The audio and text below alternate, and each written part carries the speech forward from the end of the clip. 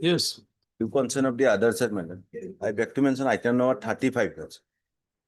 The review application. I am for the respondent.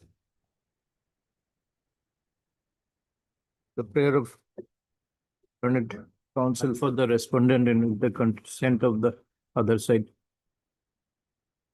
Lays the matter again on when? Vacation. For vacation. Obliged. May I please, Your Lordship? I beg to mention item number 25. Lordship, may I allow to withdraw this petition? 20? 25.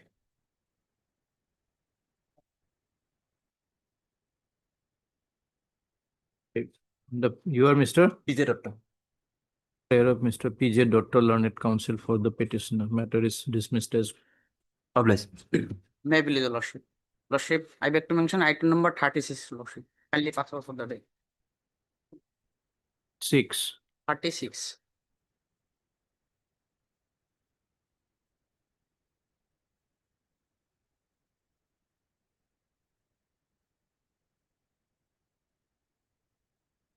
After vacation leave. Yeah, please, Lordship. I beg to mention item number 22, Lordship. CD not received. Interim is there, Lordship. Shall we continue? It will not receive. This is submitted. 22. 22? Yes. Yes. Yes, submitted.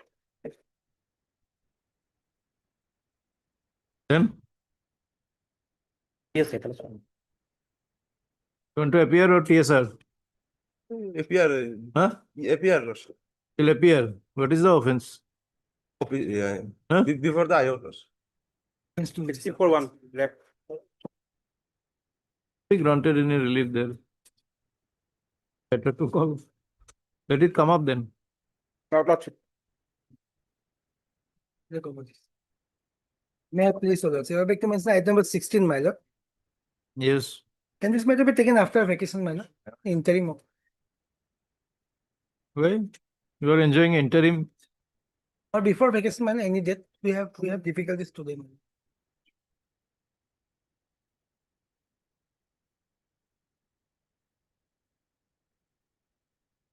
Yes. There's an interim order. Obvious, my lord.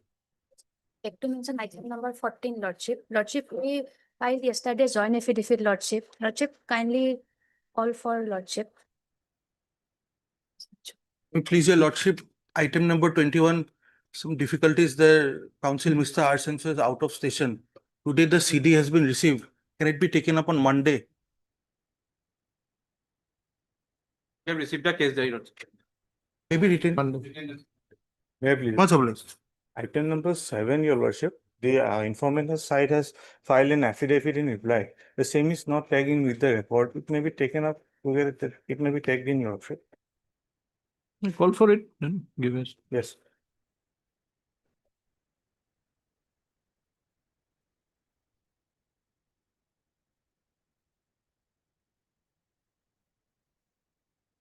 Item number 1.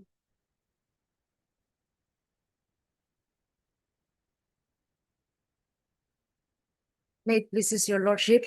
Lordship, this matter may be called along with item number 5 as this matter is arising out from the same FIR. So it may kindly be called out along with item number 5. Already item number 5.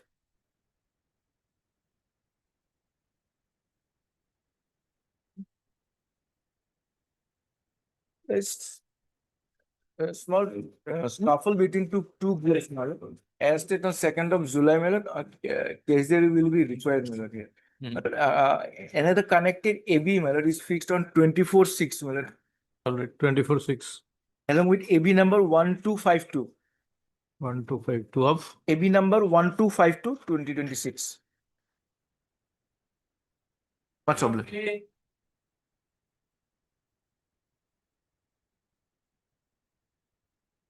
Please, Your Lordship. 483 bail application, Lordship. FIR is at page number 9, Your Lordship.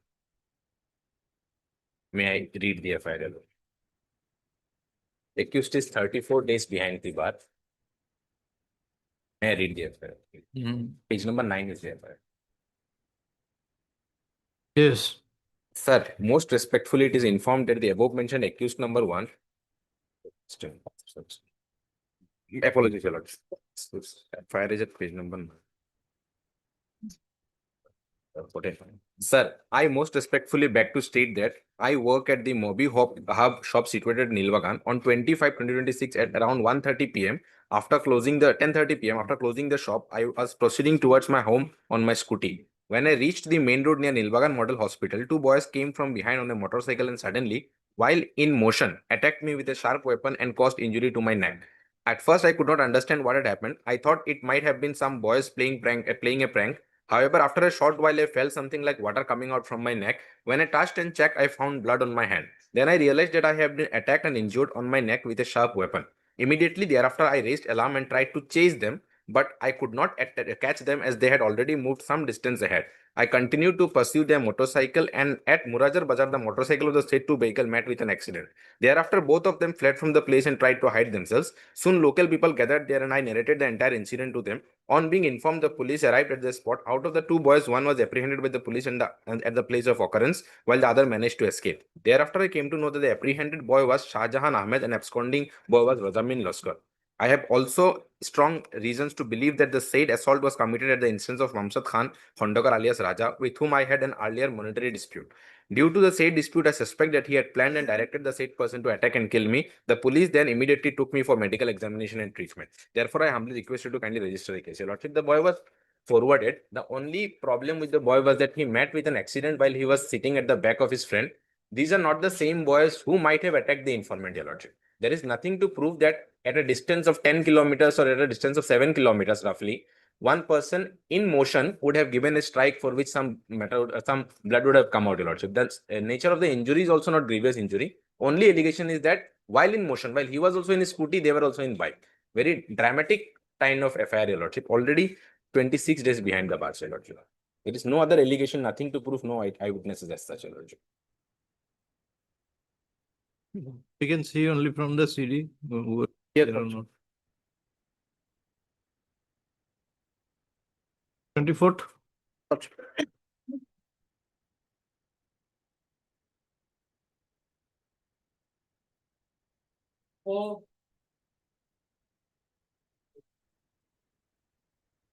Wait, please, Your Lordship. Item number 4, FIR is at page number 9, Your Lordship.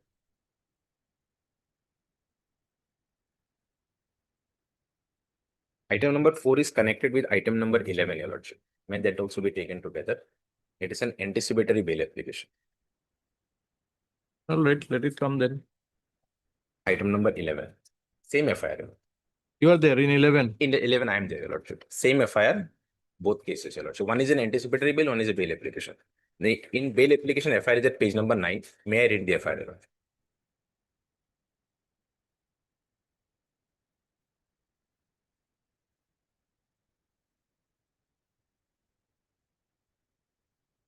Page number 9.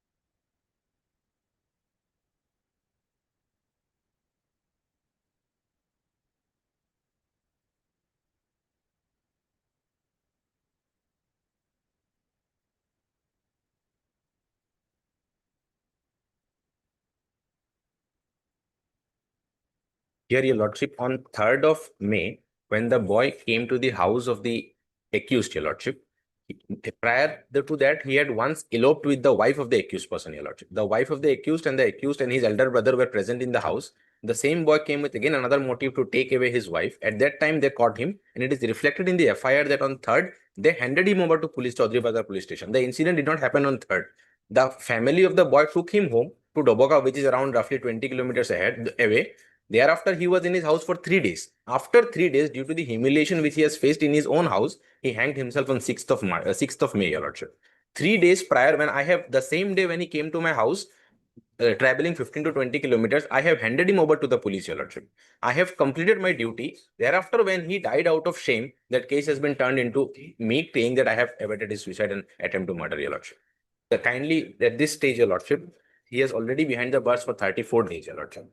And in the anticipatory bail application, Your Lordship, the lady who was supposed to elope and his elder brother have been implicated, Your Lordship. They may be protected so that we can record the statement and get a clear picture of the case, Your Lordship.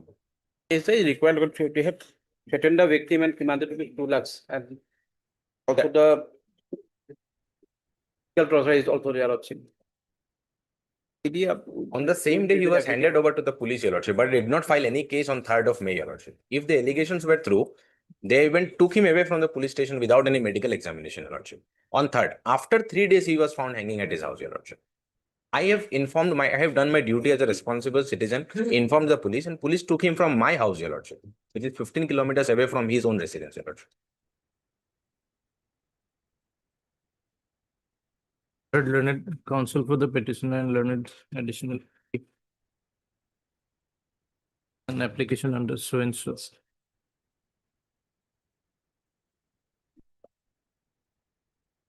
The allegations contained in the FIR pertain to abetment of suicide. However, it appears that the deceased committed suicide 3 days after he was handed over. 3 days 3 days, Your Lordship. after he was handed over to the police by the accused persons. There are call for the CD. Further directed that the petitioner, one petitioner being This is- released on interim bail of rupees 50,000 with a surety for like amount to the satisfaction of the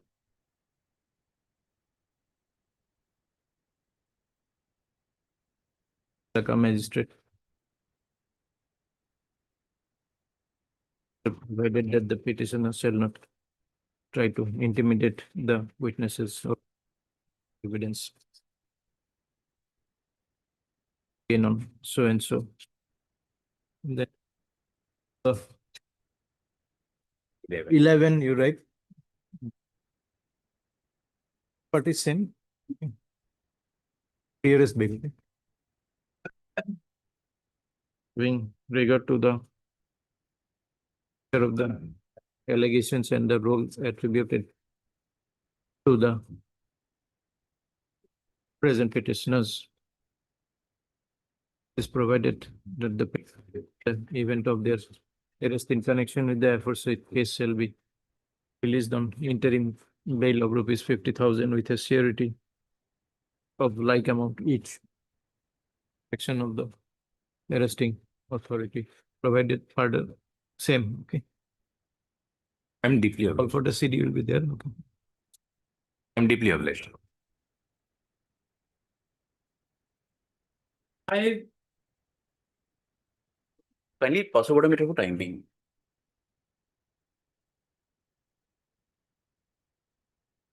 Item number 6.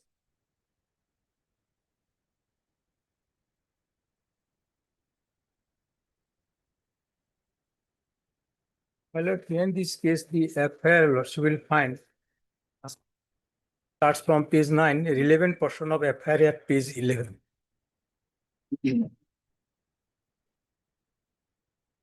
Page 11, my lord, in below portion. FIR of the state policy has registered on the basis of complaint dated so and so. The contents are as follows. The officer inserts Sankoi Port Police Station, Surasanpur District, Manipur, report on killing of my younger sister, Hatem Adbem, so and so. With due respect, I am to inform that due to current conflict between the Kukis and the Metis community, my brother-in-law, Lingthozam Kennedy Singh of Napet, all took his wife and children for safety at Umhi relief camp on so and so. However, on so and so, at so and so, Manipur police commando forced my brother-in-law to point out his wife. Out of fear, my brother-in-law called out his wife, and then, without losing any time, the Manipur police commando dragged my younger sister and forced her inside their gypsy. Then the Manipur police commando took my. He is named in the charge sheet. Yes, the charge sheet has been filed, your lordship, and as many time five NBW has been issued. He has been involved in other cases also. But our investigating officer is trying to contact him, but he is avoiding the appearance, consequent upon which the trial could not proceed. And thereafter, your lordship, this is arising out of the ethnic problem, and they are residing in the shelter home. Okay, file your reply. Yes, I shall file our reply. Counsel for I need some time to file reply. Internal counsel CBI, 6 time to file. My lord, in the court below, my lord, fix on 20th June, my lord. If it is before that, my lord. Let them. Let Should him- that bother you? You have not appeared on any date. This is not a challenge to the NBWA. You are seeking anticipatory bail. My lord, my apprehension is that since admittedly has been issued, if I appear, I may be detained. Therefore, my lord, my prayer is limited that if I appear, my lord, I may not be detained. Why and should may you be not allowed be to go on detained? bail. That is my prayer. That is what we have to decide whether you are to be detained on your appearance or not. And for that, we need the reply. My lord. Some date has been fixed. After 3 weeks or 2, we have to give reply, your lordship. 25/6, I may not be here, your lordship. Prior to that or after. 24. Before to no hobo na. 23. But after vacation, it would be convenient. No, 23. As it- 23. 23. Much obliged, your lordship.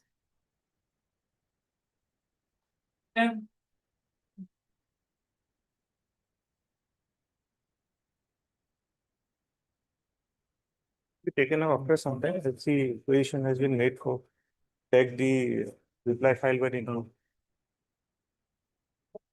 May it please your lordship. Lordship will, is a pre-arrest bail, my lord. The lordship will find the FIR, my lord, at page 8, my lord.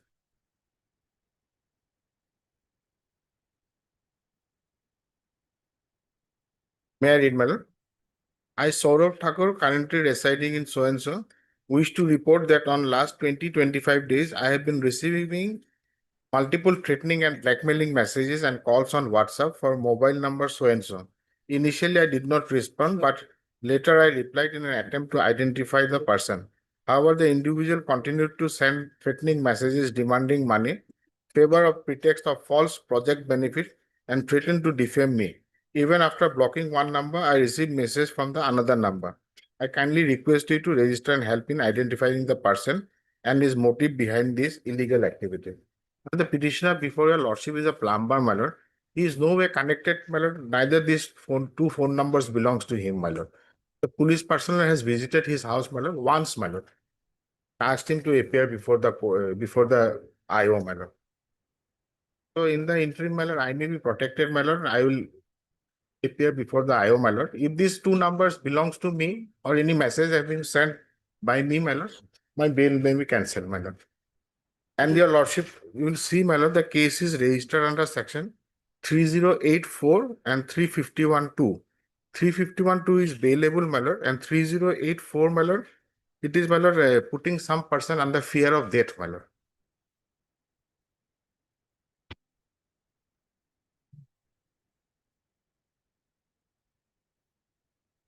Let me appear before the IO, my lord.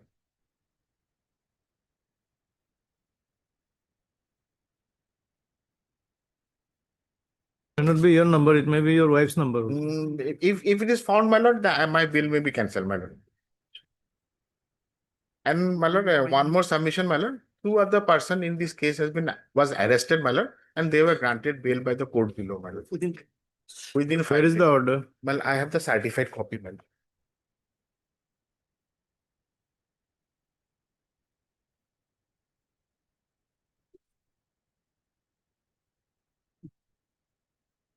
Who order same, my lord?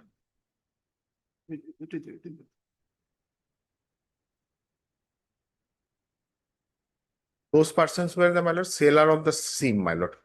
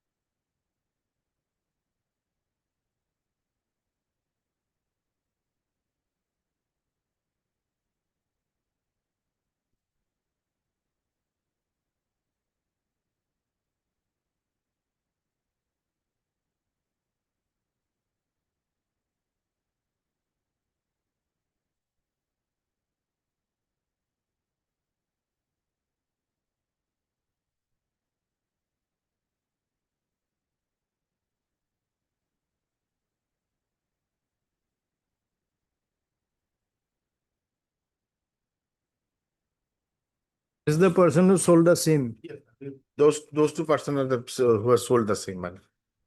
not legally, I suppose. Maybe, my lord. My lord, so far my complexity is It may not concerned. be sold in your name, it may be sold in If some it is found, my lord, fictitious name. So your name may not be reflected in the. even if I have purchased in some other person name also, my lord, my bail may be cancelled, my lord. And I have given my phone number in the affidavit, my lord, my number.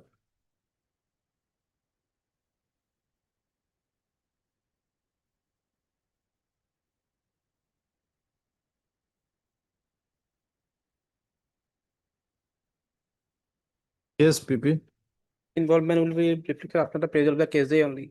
But at the stage of this going to the FIR lordship, what is his role and involvement in this case? What is his apprehension? We cannot be asserting FIR lordship.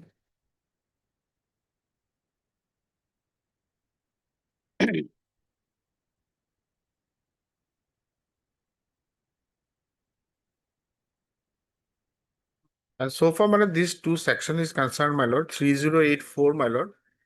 The lordship sees, my lord, 3084, my for a once, my lord.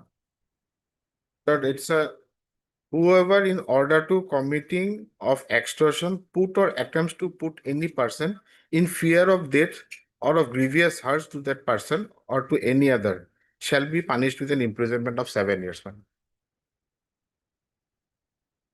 And the other section is bailable, my lord, 351 2, my lord. You have not received any notice. No, my lord, no It is notice. 7 years. No, my lord. Nothing, my lord. My lord, only once the police has visited, my lord. In fact, my lord, I have asked him not to move the bail also, my lord, at this stage. Because only once the police has, my lord. Then very good, we can wait for the CD. No, my lord. But here the apprehension, good. my lord.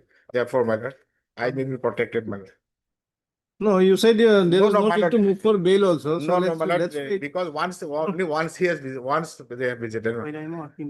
And my lord, he is a plumber, my lord, by profession, my lord. All persons, my lord. Let her run it, Mr. Engineer, to run it for the petition. Additional PP. The gist of the prosecution, this is an application under suspension. The gist of the prosecution case from this certificate copy is there, last bill.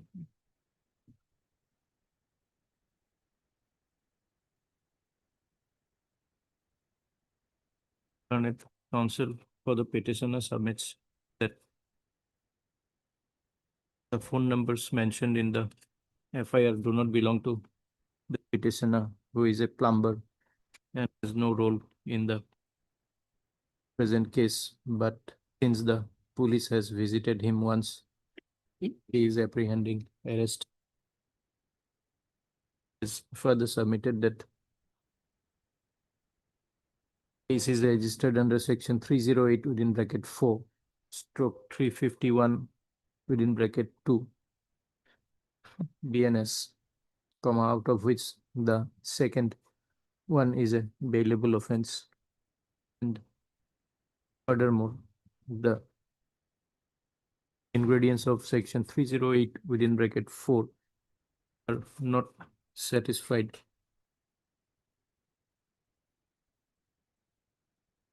When as per the allegations made in the FIR, comma, taken in their face value, comma, in as much as section 308 within bracket 4 involves a threat to cause the death of the person threatened. Full stop. An additional PP submits that the CD, only the CD can reveal the actual role of the petitioner. Hence call for the CD. My having regard to the aforesaid submissions on behalf of the petitioner, it is provided that the petitioner, in the event of his arrest in connection with the aforesaid, be released on interim bail of rupees 50,000 with charity for like amount to the satisfaction of the arrest authority. Further provided that petitioner shall appear before the IO within a period of 10 days from today for the purpose of interrogation.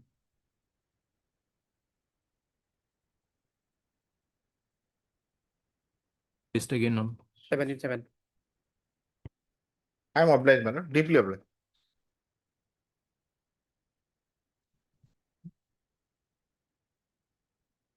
Number 1, 1 and 5 একেলগে আছিল না? 1 and 5.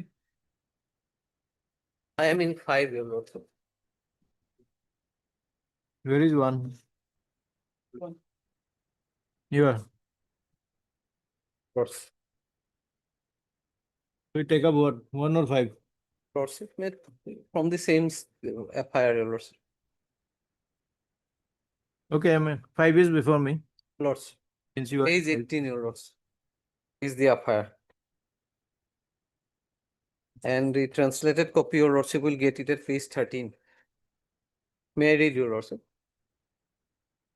With due respect, I beg to submit that considerable period of time an organized group of miscreants has been illegally collecting money from ultra traveler vehicle proceeding towards Upper Assam from the Khanapur area under pretext of parking charges.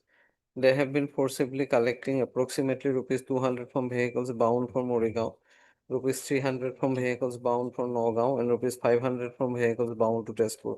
The principal persons involved in the said racket are stated to be Nura Ali, Zakir Ali, Mukut Ali, and their associates. They have been collecting money from the drivers and handymen by resorting to various forms of intimidation, assault, and even threats to life. Such collections are being made without issuing any receipt or any lawful authorization. The said person allegedly do not allow vehicle to proceed from Khanapura to their respective destination unless the demanded amounts are paid. Vehicles whose drivers refuse to pay the illegal demands are not permitted to park in the area and are subjected to various threats and harassment. As a result, drivers and handymen of such vehicles have been facing serious difficulties and living under constant fear and insecurity. In view of above, so and so. This is your lordship case has been registered and the petitioner hearing your lordship was arrested. Your lordship will get it the forwarding report at page 20, 3/6/2026, your lordship. On that date they were arrested. Now your lordship will kindly note, your lordship, that 5 days custody was sought for your lordship. And your lordship, after 3 days they are produced and your lordship further custody was not sought for your lordship. And in view of that, your lordship, custodial detention is not at all required, your lordship, probably. And your lordship may kindly come to page 29 in, this is an agreement, your lordship, my place where your lordship, this is a parking place, your lordship, which I have been operating, your lordship. It is in the Meghalaya area, your lordship. Territorial jurisdiction of Meghalaya. Your lordship will find it at page 29 is the agreement, your lordship. So far as the present petitioner is concerned, your lordship. That agreement I have annexed, your lordship. And if at all, your lordship, such terrorizing approach I have taken, your lordship, the persons concerned, the drivers, etc., would have come and lodged FIR against me, your lordship, long time back, your lordship. Who has lost this affair? This is your lordship.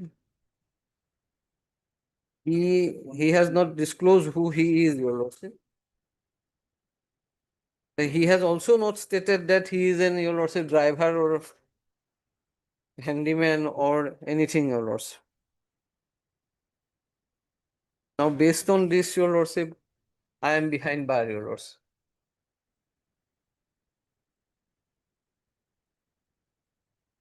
Affected persons have not come. From Prosenjit not. Maybe out of fear. Lordship, Okay, we'll have the CD. lordship may fix it before vacation, your lordship. Alright. Same order, one. Lordship. 24. Lordship 20. 24/6.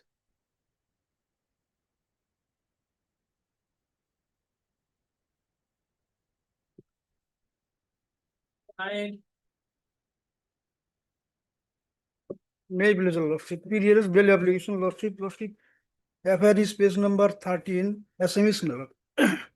And Miller, translation copy is page number Miller 9 Miller. May I read Miller in SMS Miller? Page number 13.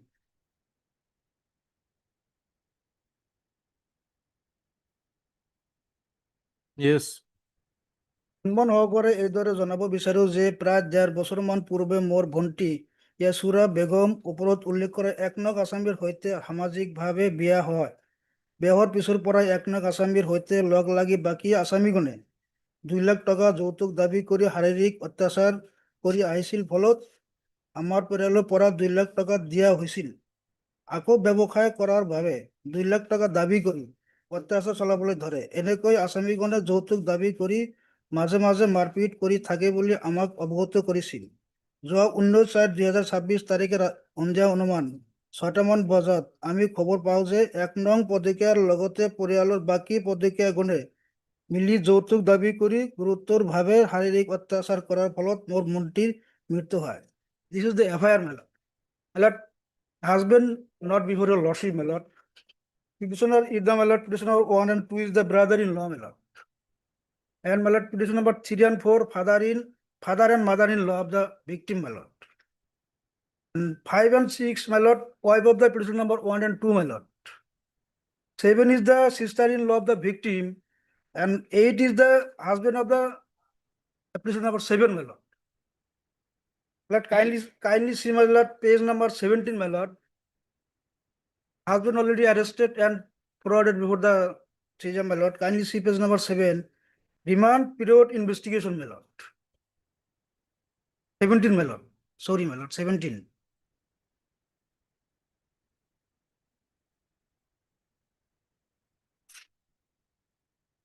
Remand period investigation. During police interrogation of the Is the husband. my lord, husband already arrested, my lord. Who is this Safiqul Islam? Safiqul is the husband, my lord, of the Yes, victim. that is what we are asking. During thorough police interrogation of the arrested accused person, it reveals that on 19/4/2025 at about 9 p.m., a quarrel took place between the accused person and the victim due to accused person illicit relationship with another girl, my lord. He already, my lord, suicide, my lord, by hanging, my lord. Who? The other girl? My lord, victim, my lord. Suicide, my lord. Due to cruel took place between the accused number one husband, my lord. Due to illicit relationship with another girl, my lord, of the husband.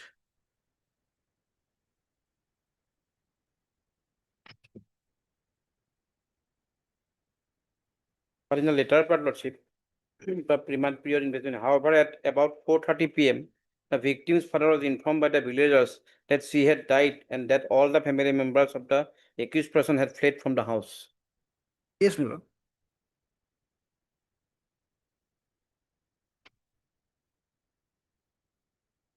And my lord, page number 15, my lord. In the instant Last case, line, it is further revealed that the accused persons had a previous history of Yes, assaulting the victim and demanding dowry the accused to person. the brother-in-law accused and person's brother-in-law. so already my lord rented, residing rented as Gauhati, my lord, Why will- separately from. Why was all they run away? Well, I am So the, city can be called for a district Lordship. at the moment, my lord, mother-in-law and father-in-law, my lord, maybe, and my lord, 7 and 8, my lord, is another village, residing in another village, my lord.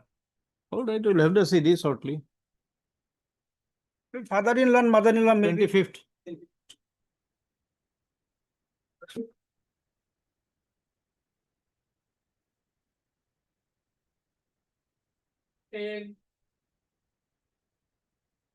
Then your lordship, this is an application under section 480.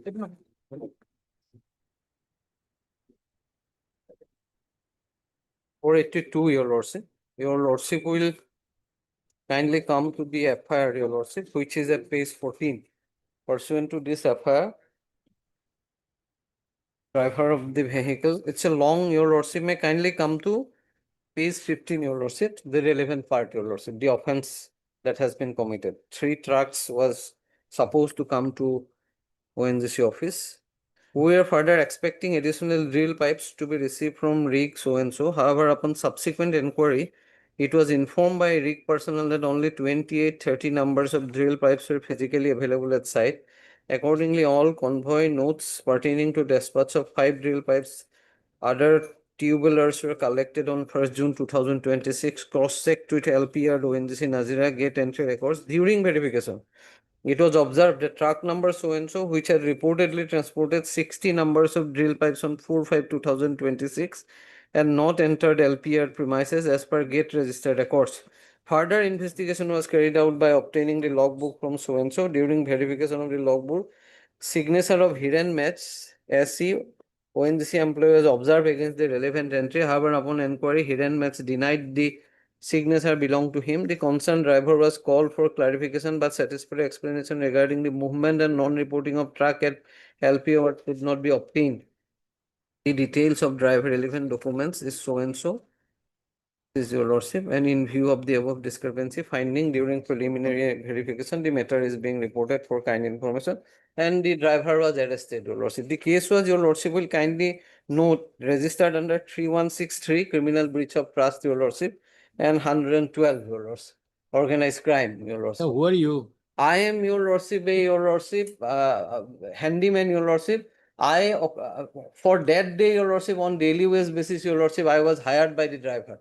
Now, police arrested the driver, your lordship. Since your lordship arrested, I am apprehensive that I may also be arrested in connection with it, although I have nothing to do with that, your lordship.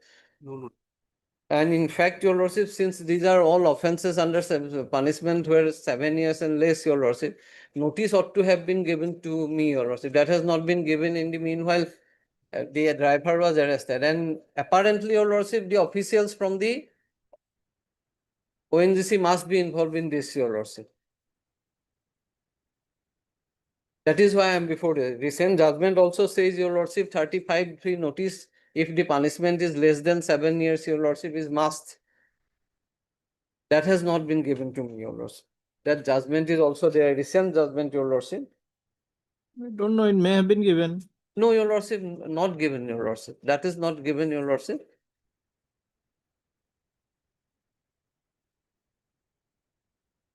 Otherwise also, your lordship, it is the driver, whatever, I have not been named also, your lordship. But police has searching for me also. That is why, since I am there, your lordship, I will cooperate with the investigation, your lordship. And if your lordship finds anything during in the case, there, your lordship can always dismiss my petition, reject my bail application, your lordship. Only to that extent, your lordship, I am praying for, your lordship. Only on that particular day, he was asked to help the driver as a Lord, handyman. lords, Another day, another handyman was there. On that particular day, he was asked to be a handyman on that day. Meaning thereby that He's somehow he was involvement with that on particular on that particular day. that can both sides, your lordship.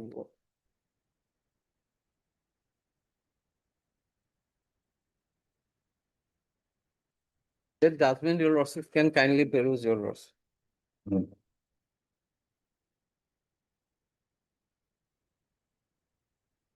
Para 32 and 33, your lordship.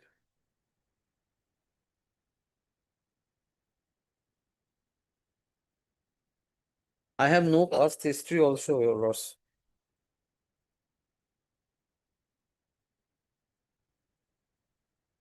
I will cooperate with the investigation, your lordship. Para 32 and 33, your lordship, may kindly peruse. Very recent document. I would not have come before this honorable court had the driver been arrested, your lordship. That has created apprehension, your lordship.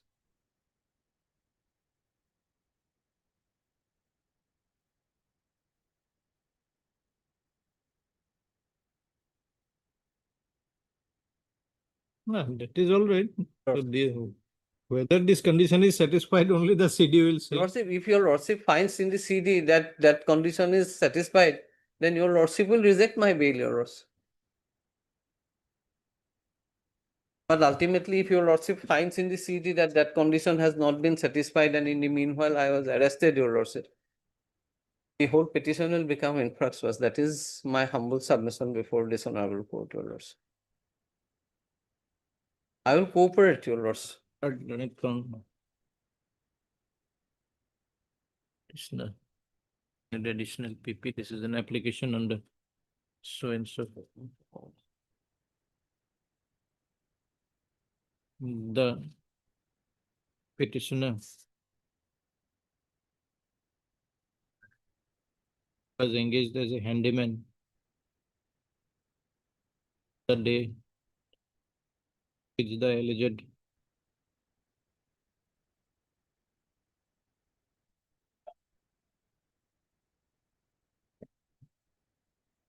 years from the affair that a consignment of drill pipes 60 numbers of drill pipes were to be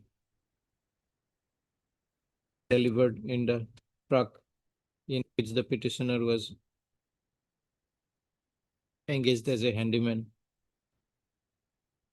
at the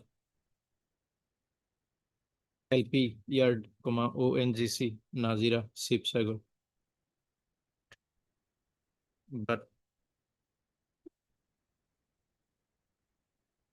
only 28-30 numbers were of drill pipes.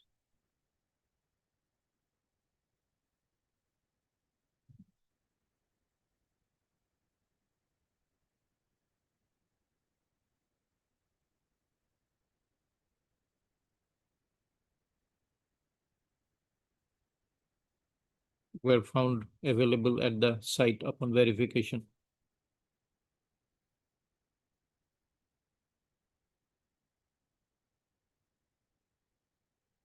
The petitioner was only engaged for 1 day as a handyman.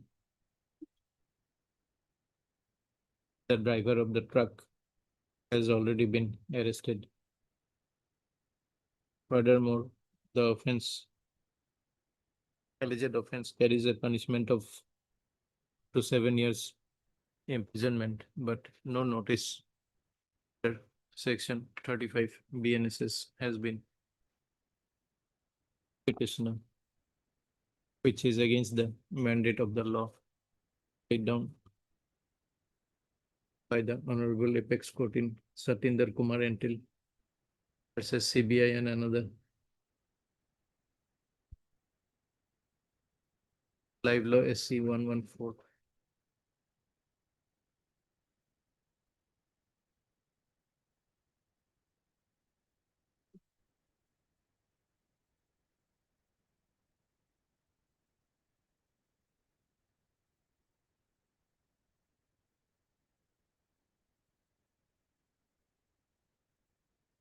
Or for the CD. With regard to the petitioner. The event of his arrest in connection with the aforesaid case shall be released on interim bail of rupees 50,000 with a surety for like amount to the satisfaction of the arresting authority.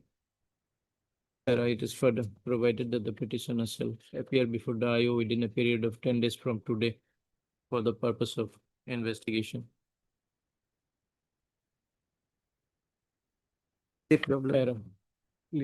Again on 17.7. Deep loop.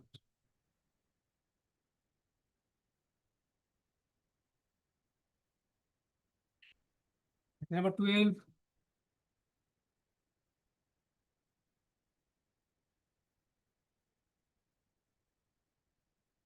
It was my lord. The petitioner is 20 years, my lord, and the girl is my lord 21 years, my lord. There was a proposal for marriage, my lord, and ultimately this proposal was not accepted by the parents of the present petitioner, my lord. And that's why the present FIR was not my phase 9 is the FIR was phase 9. All allegation is against the parents of the petitioner. My lord.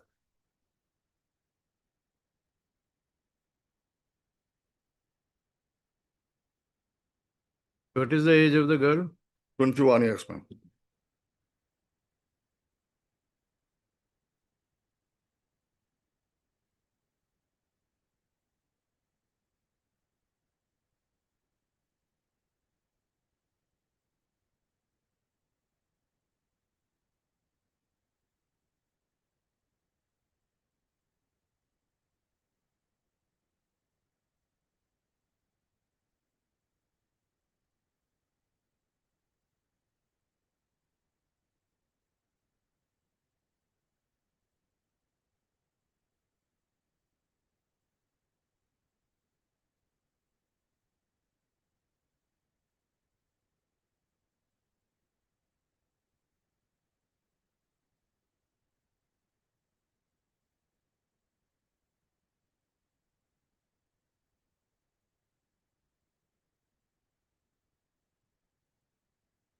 Now she is pregnant. As per the FIR, now she is pregnant. No, in fact, we have stated that is not. Father and mother already got paid money by court below.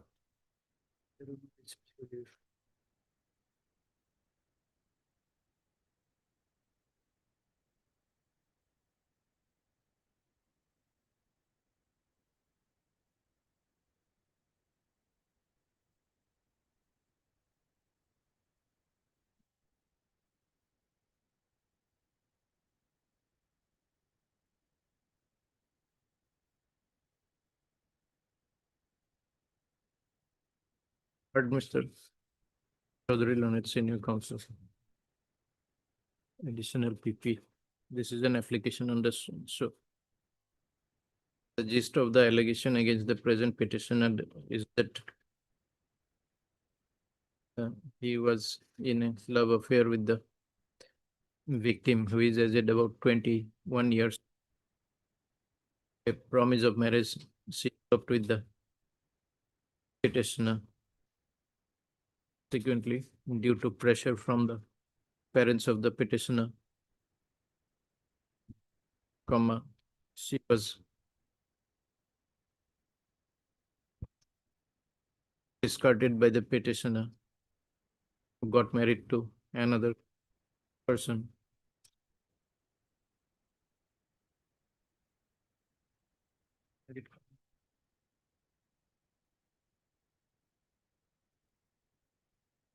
Upon being pressurized by his parents, the victim is pregnant because of the relation with the petitioner.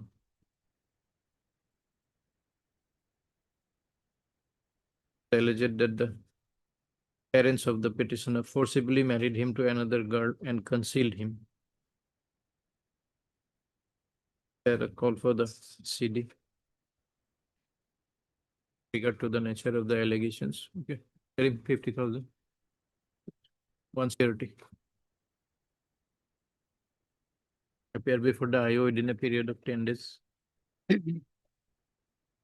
Shall not try to contact the victim or interrogate or intimidate her. List again on 7. Unbelievable. 13. Your lordship, I like to file my rejoinder, your lordship, against the objection, your lordship. In Like to this file case, the the rejoinder. case of 2021, stay order is operating. Only The they have served, PTPT they have notice filed the filed objection ballot- only. don't submit both at the same time. Yes, you are for the petitioner. Yes, your lordship. Yes, what is your They have submission? submitted the objection on the last, after the last date, your lordship. I like to file rejoinder, your lordship. They are sitting over this period. We are sitting over one of this case first time listed in the month of May Yes. after So I 2021. like to file rejoinder After already. getting the I have prepared, your Let the lordship. matter be fixed, my lord, immediately, and the As the FCR family is may in, be called for, but that was also not called for. This year, it's here. not received. Not received. my lord. Let me heard Mr. Learned Counsel for the petitioner and Mr. So-and-so for the respondent. Objection has been filed on behalf of the respondent, to which the respondent number 2. And petitioner seeks to file rejoinder thereto. PCR as called for has not been My received. lord, not yet called for. I have seen the earlier order, my lord. That order not called for, but the last order, it has been mentioned that LCR not yet received. But in the first order,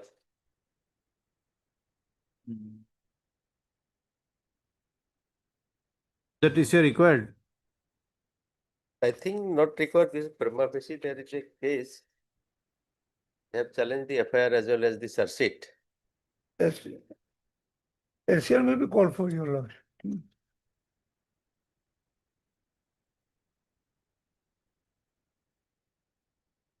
Set of TCR not received. The call for the 10 copy of the TCR.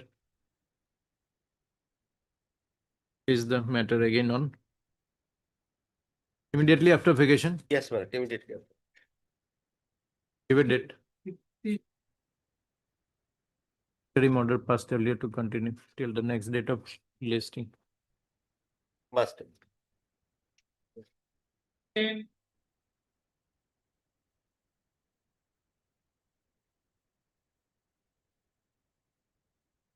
May I please, your lordship? Washing petition, your lordship, for washing of a POCSO proceeding, your lordship, that has been registered under section 4 of the POCSO Act, along with 366, 376, or 76. Box, okay. What is the case number? Special POCSO case number 137 of 2022, pending before the learned additional districts and session judge number 1 comes special judge POCSO, Nagaon. So,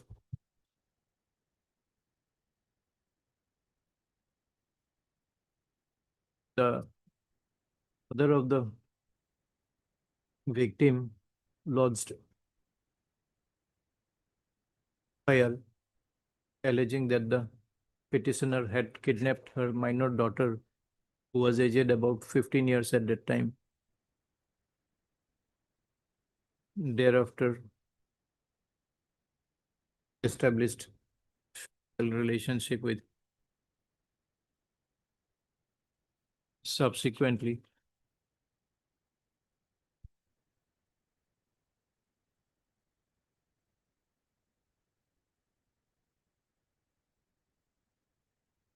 the victim was recovered and it was promised that the petitioner would be the victim when she attained the age of majority. Subsequently, however, the petitioner failed to solemnize marriage with the victim because which led to the informant lodging the FIR of the instant case. The case was investigated and ultimately charge sheet was submitted. And after framing of charge, section 366 within bracket capital A stroke 376 IPC RW section 4 POCSO Act, trial had commenced and it was after the commencement of the trial that the petitioner solemnized marriage with the victim on 15/3/2024, by which date the victim had attained majority.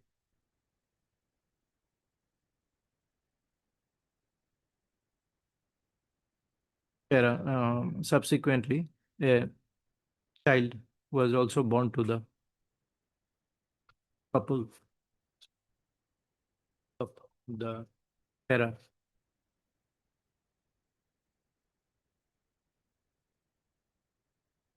This court, by order dated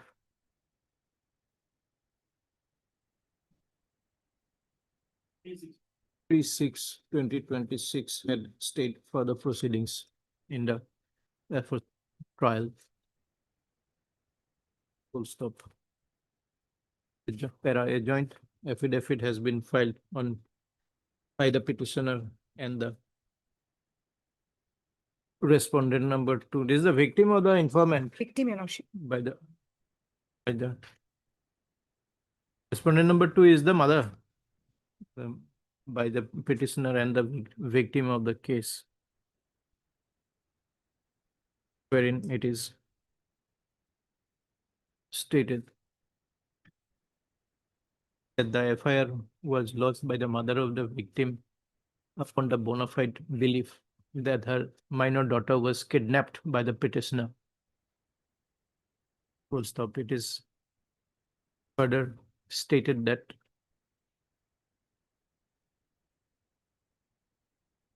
para 5 of the additional affidavit, page 53.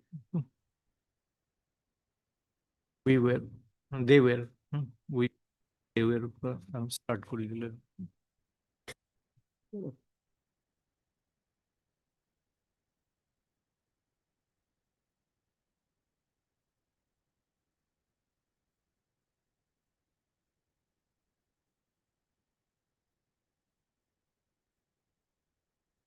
It is further stated that as soon as the victim had attained majority, they solemnized their marriage.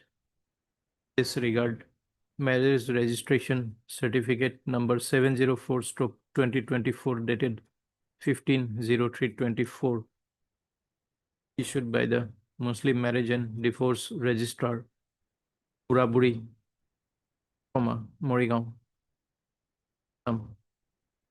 has been annexed to the joint affidavit.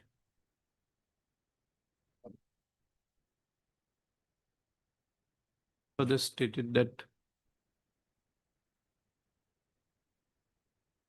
course of their conjugal life, a child was born to them, and they are presently leading a family life and having regard to their future. It is prayed that the criminal proceedings in question be quashed.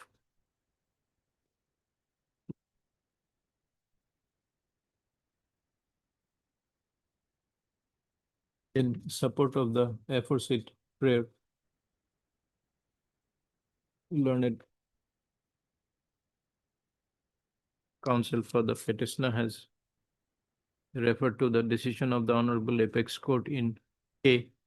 Kiru Bakaran versus State of Tamil Nadu, 2025 SCC Online SC 2307, wherein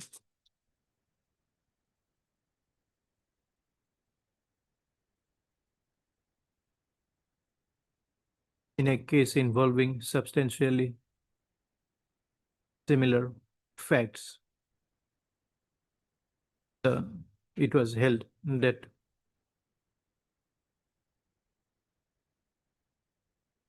since the victim of the crime herself has expressed her desire to live a peaceful and stable family life with the appellant, upon whom she is dependent,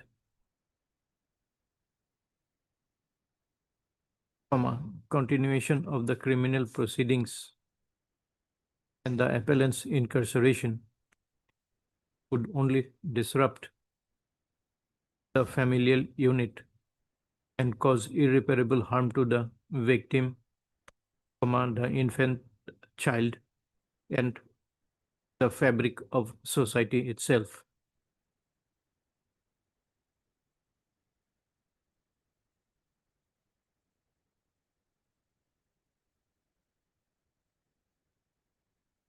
The aforesaid case, the Honorable Apex Court had caused the criminal proceedings, exercising powers under Article 142 of the Constitution of India. Well, the second decision cited by learned counsel for the petitioner, Ayub Malik versus State of Uttarakhand, decided by the Honorable Apex Court on 19/3/2026 in Criminal Appeal number 1480 of 2026. Stop.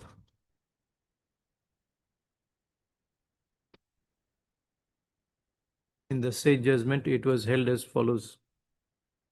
Para 5.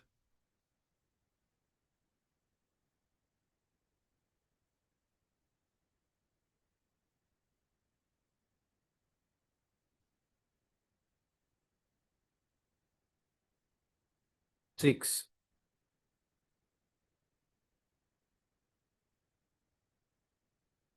Point 1.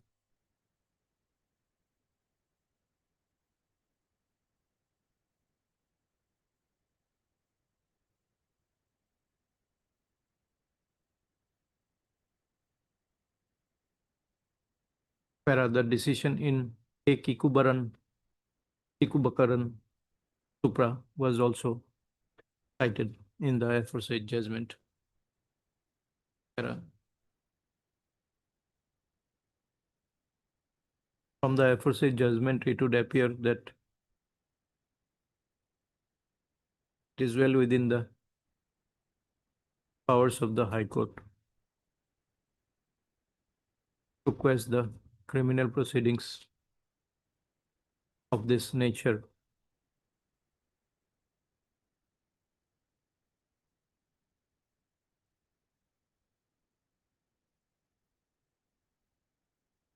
And the facts and circumstances so demand. Para. As in the aforesaid cited cases, in the present case also, the parties solemnized marriage after attainment of majority, and since then have been leading their matrimonial life with the child begotten out of the said marriage. So the victim of the case has herself expressed her unwillingness to pursue the case against the petitioner. Although it may be that the trial has progressed in the meantime.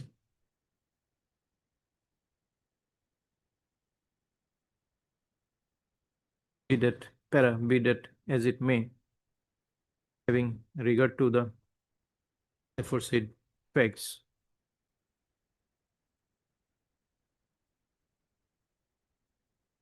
read in the light of the cited decisions of the Honorable Apex Court, I am of the view that it is a fit case for exercising jurisdiction under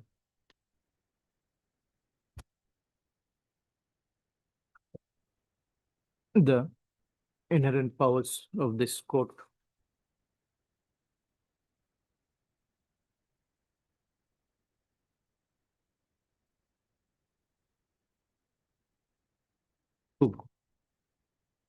Powers of this court under section 528 BNS to cause the criminal proceedings against the petitioner.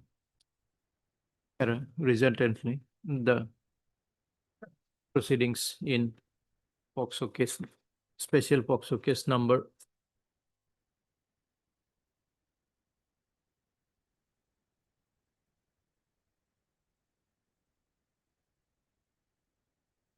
137 of 2020, pending before the learned additional district and session judge number 1 comes special judge POCSO Nagaon Assam, hereby quashed.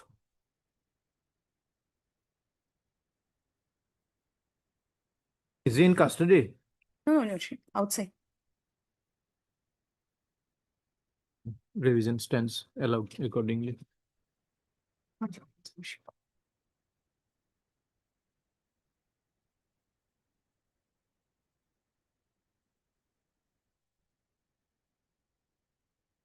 Item number 15. Yeah, please, Your Lordship. Lordship, the present application is arising out of a matrimonial dispute, Your Lordship. And I'm challenging the DV proceeding, Your Lordship, until that they have not filed their affidavit, Your Lordship. Let them file their affidavit. We need 2 weeks time to file our reply, since there was a possibility of compromise between both the parties. Multiple litigations are Or pending before. before various court, Your Lordship. Heard learned counsel for the petitioner and learned counsel for the respondent number 2. Respondent now. 2 weeks time to file rejoin counter affidavit. Prayer is allowed to list the matter again on Lordship, interim is there, that may be continued, Lordship. Your Lordship, ceremonial date first will be earlier fixed to continue till the next date of listing. 22/7. Deeply. Deeply obliged, Your Lordship.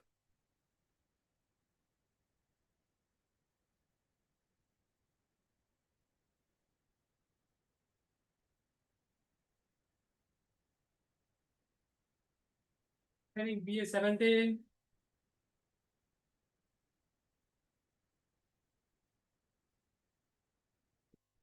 May I please, Your Lordship. Regular bail application, my lord. Last occasion, my lord, case day was called for, my lord. FIR, Your Lordship will find, my lord. Case 15 is the vernacular, my lord.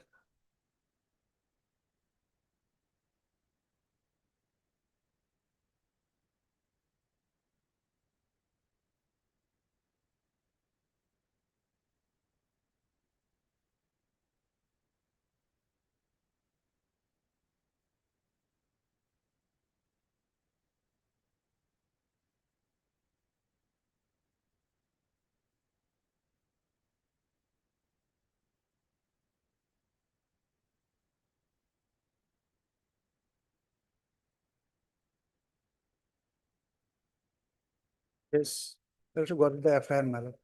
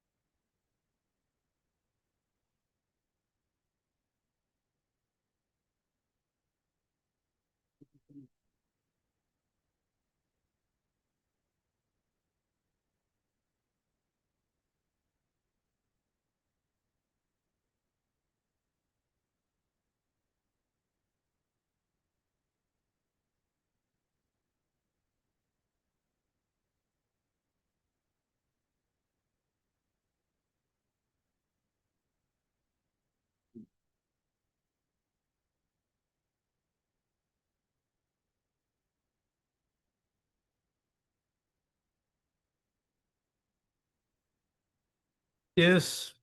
My instruction, my lord. The lady, my lord, the victim, my lord. She's a married lady, my lord. Only she divorced, my lord. And my lord, the informant before, my lord, who lost the affair, my lord, he's the brother of the victim, my lord. And victim, my lord, went to the house of her sister, my lord. Her sister is a neighbor of the petitioner before your lordship, my lord. After the incident, my lord, she had affair with another person, my lord, that Azizul Haq, my lord. The affair name, two person is named, my lord. After the incident, my lord, that person is fled away, my lord. And petitioner was arrested from his house only, my lord. The allegation of, my lord, gang rape, my lord. Your lordship may kindly see the section charged here in the FIR, my lord. 143, my which has been lodged by the brother of the victim is that the victim aged about 25 years was on her way to purchase something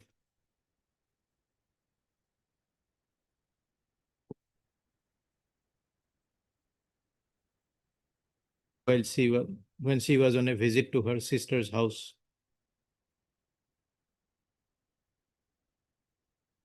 And the time was around 7 p.m. Full stop. At that time, the present petitioner, along with co-accused Azizul Haq, came in a motorcycle and abducted the victim and took her to a brick lane where they committed rape upon her. It is submitted that the victim is a divorced lady. She is in a relationship with co-accused Azizul Haq, who is a neighbor of the sister of the victim.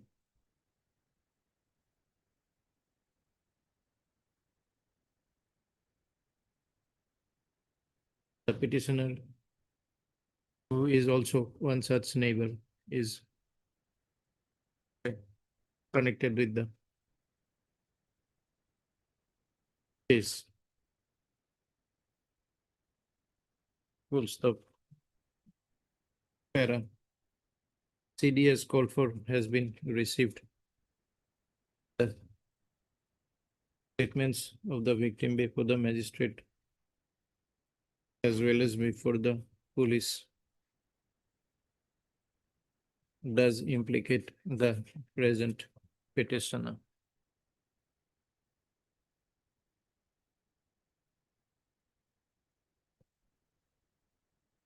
However, the allegation that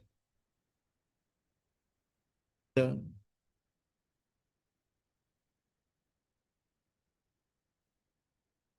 two petitioners, that the two accused persons kidnapped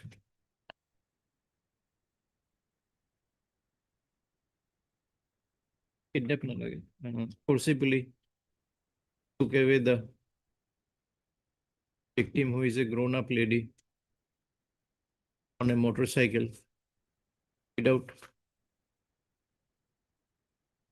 threatening her with any weapon, appears to be somewhat improbable on a prima facie view of the matter.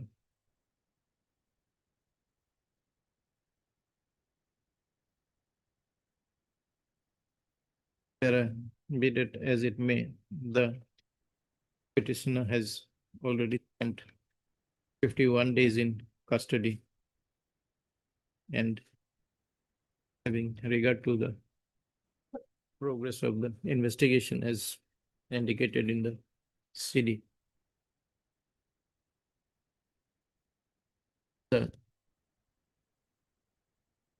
It appears that further detention of the petitioner not warranted. Accordingly, the prayer for bail is allowed. 50,000 surety. Order provided that the petitioners the investigation and shall not try to intimidate the victim or the other witnesses. CGM Marigaon, madam. Blessed.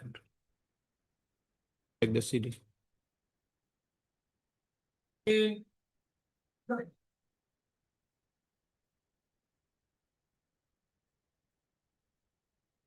Yes. Please, Your Lordship.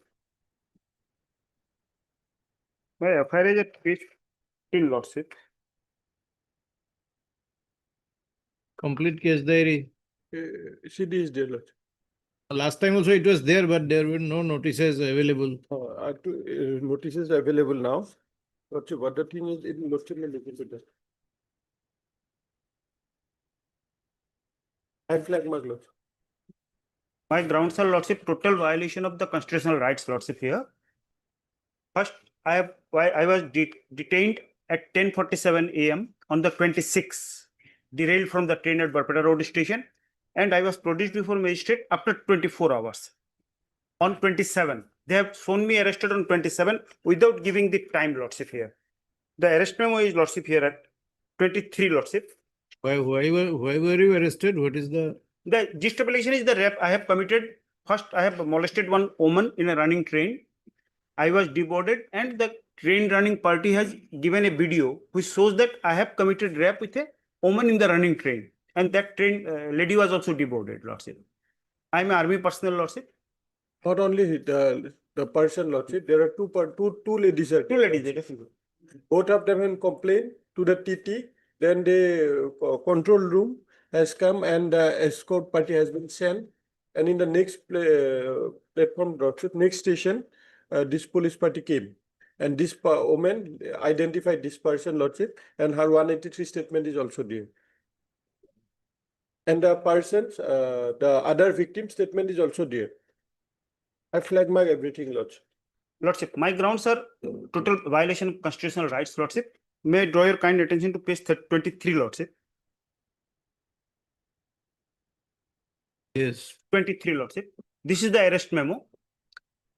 No time was given when I was arrested, though I was detained on 26, Lordship, at 10:47. Secondly, Lordship, 36B, It BNS is mentions 27 for. 27:4.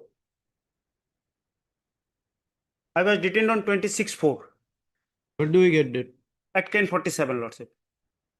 I was Where- detained at 10:47. Where do we get that? In the FIR, Lordship itself is there, Lordship. Page? Page 14, Lordship.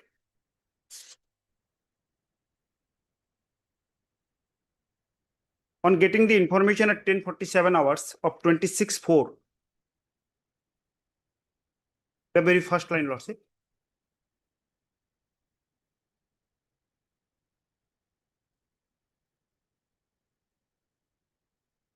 In that 9th line, Lordship, the train, the TT of the said train detained the alleged passenger with a lady passenger and handed over us and could learn that the alleged passenger was misbehaved with another lady and the question of then the allegation of rape with the another lady. But there is nowhere it is arrested. He is arrested. Lord. So the information received by the TT, then it has to go to the control room. Then the persons came, Lordship. And it is at 10:47, Lordship. I was Late at- detained on late at 26, night. shown arrested on 27, produced before the court after 3.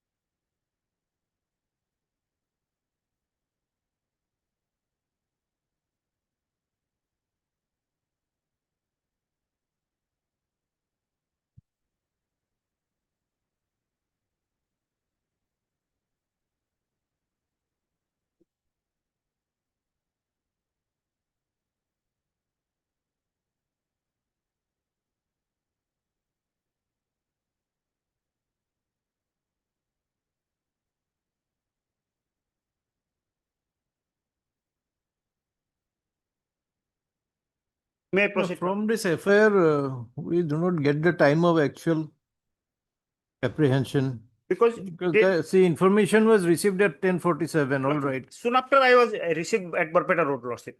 It train reached at apart from that part, Lordship. If Lordship goes to page 23, Lordship, the arrest memo, it has not signed by any respected member. My family member may not be there. Let's go one by one. Let us resolve the timing first. Lordship.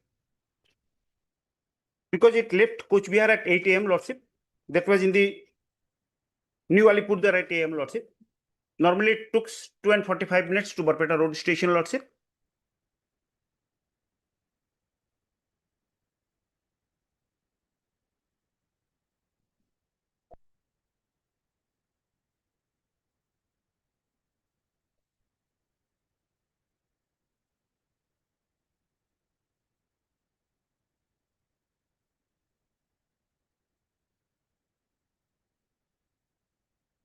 Now, which station they were taken down? Barpeta Road, Lordship.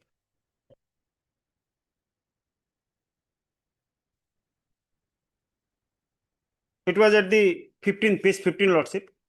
Received the FIR at Barpeta Road GRPOP.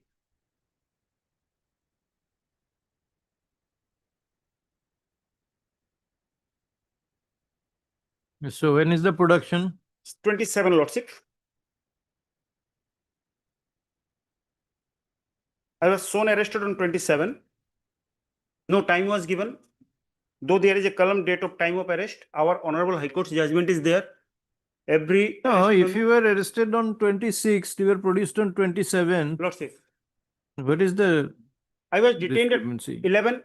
If I take it as 11 also, Lordship, I was produced after 3 p.m. after 24 hours, Lordship.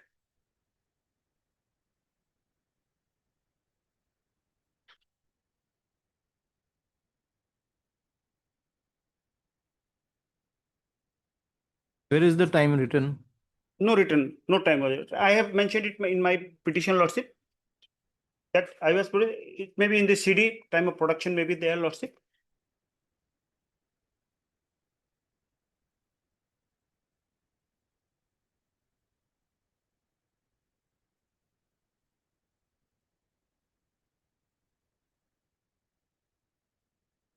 But we are not getting a clear time of detention.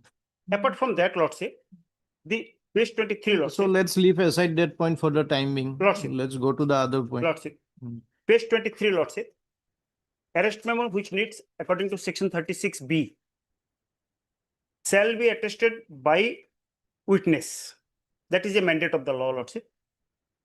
No signature of any witness, maybe a respectable person, maybe a family member. Family was not there, that is part. So it was on the railway station. Not a single signature is there, Lordship.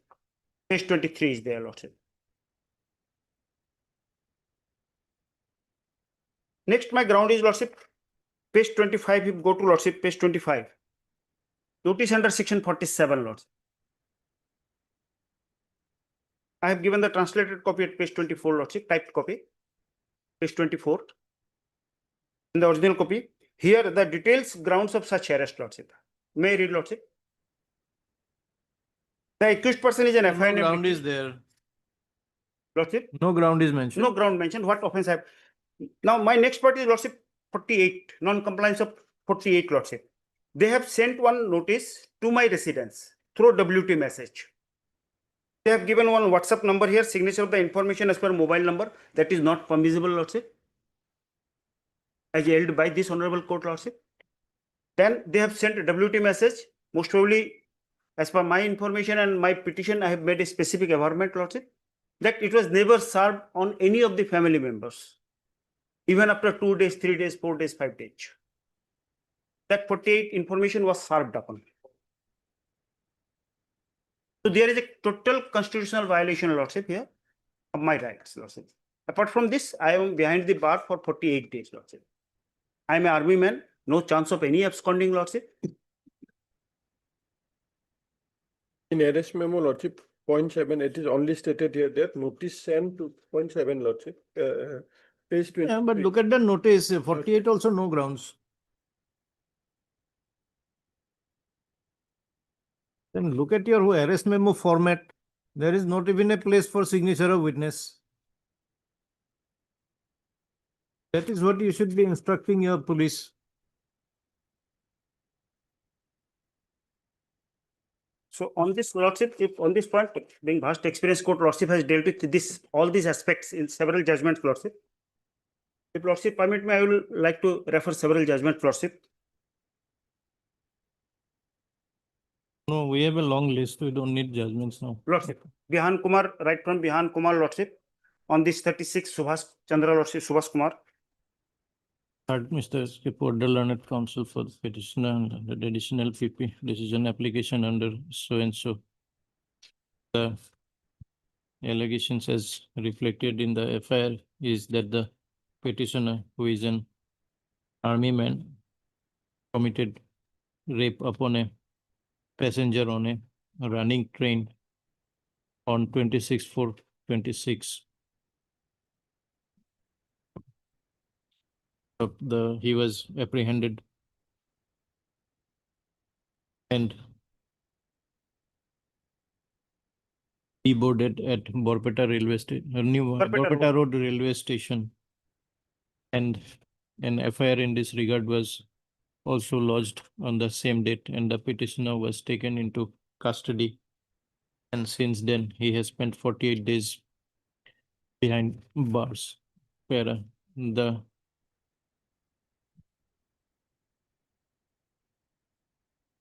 petitioner alleges violation of his constitutional rights under Article 22 of the Constitution of India, as well as his statutory rights under Section 47 and 48 BNSS. Para. A perusal of the notice under Section 47 as well as 48 BNSS reveals that no grounds of arrest have been mentioned therein. Full stop. Further to that, there is no signature of any family member or local resident on the arrest memo as required under Section 35 BNSS. Full stop. Further, there is no material to show that the notice under Section 48 was actually served on any friend stroke family member stroke nominated person of the arrestee.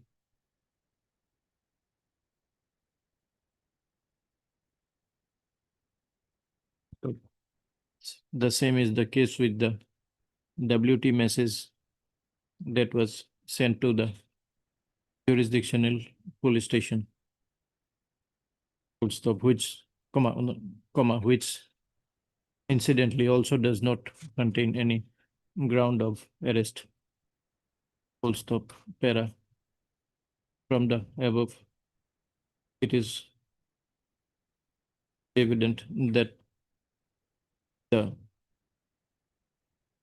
arrest stands vitiated on account of violation of the statutory provisions under Section 35, 47, stroke 48 BNSS, Zagat stroke BNSS,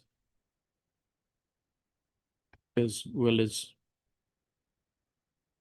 Article 22 of the Constitution of India,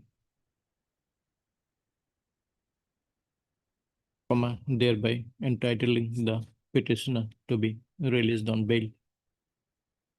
Accordingly, the prayer for bail is allowed.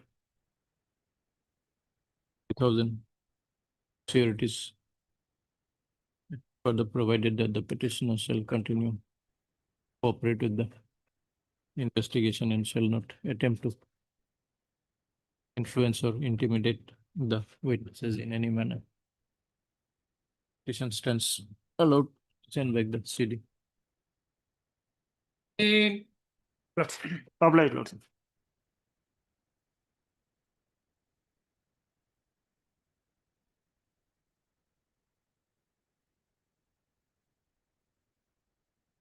May I plead your lordship? Petitioner is behind bars since last 50 days in connection with this case. Allegation lordship will find at page 9 of the translated copy of the FIR.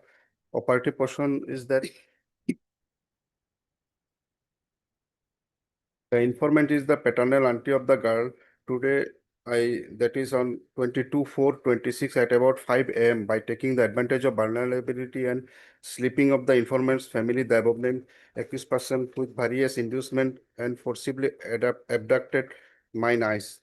The purpose of the accused and reason is not known. This SR has been filed with a prayer for taking appropriate action. So that case has been registered under section 140, subsection 3 of BNS. And he was arrested after 1 week of registration of this FIR. So in the meantime, my lord, no notice under section 35(3) of BNS has not been issued to the petitioner. Peruse this order, lordship. Kindly peruse this order.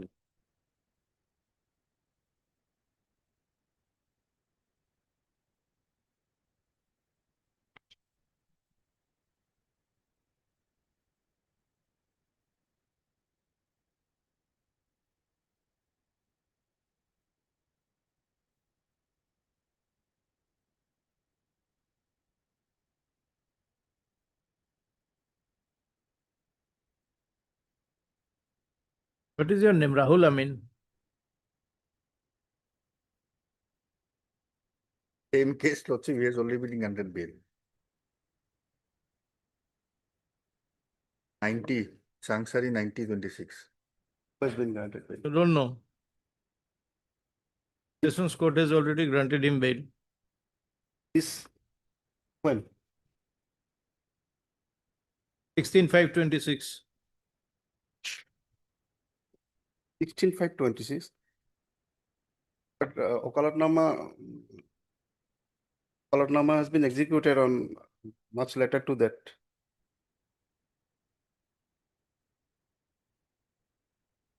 Because So it, FIR has been in the name of Rahul Ali. Let it be after some time, he will take instruction, lordship. Rahul Amin. Rahul Amin. Rahul Amin is original name. FIR is named in the name of Rahul Ali. So that's why. This is Sangsari PS 90, is Yes, it not? Yes, my lord. Huh? Only one accused is One named here. One accused. Is granted when? When, my lord? 16/5/26. In 5. Rahul Amin. Any document to show his actual name? Rahul Ali. Only one. Rahul Amin. Rahul Amin only. Yes. Elias Rahul Ali. Yes. The same person. Same person. There is no doubt. I have to obtain instruction. Let it come. Instruction is there to be taken now. Here.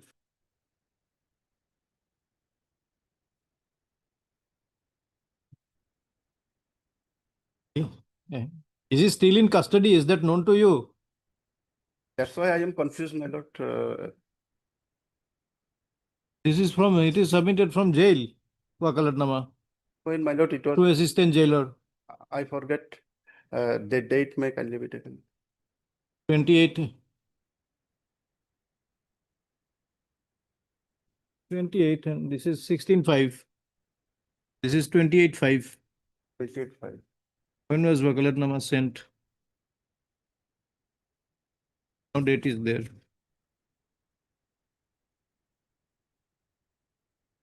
It's quite possible that this order has not been acted upon. Maybe no good. Lawyer lost track.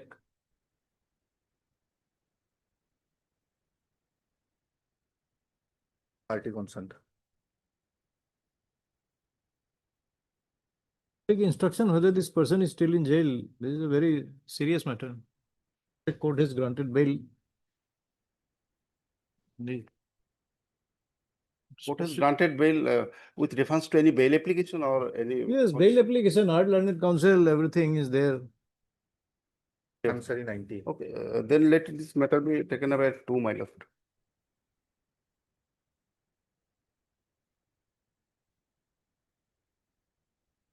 It's a different matter if he's could not arrange the bailer for that reason. If he is there, that's a different thing.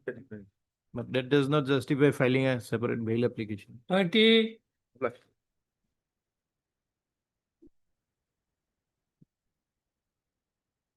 May it please your lordship, it is a regular bail application, my lord. The petitioner behind the bar for 73 days today, your lordship. FIR is at page 5, your lordship. Property question 9, page number 9 in vernacular.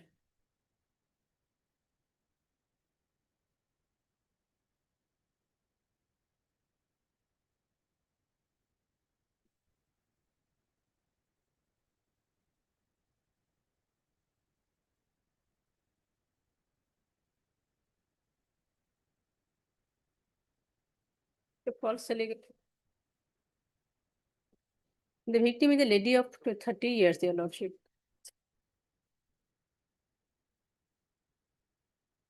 Herself developed friendly relation with the accused. Due to unrest in the conjugal life of the victim, she was forced to lodge the FIR, your lordship, as instructed by her husband.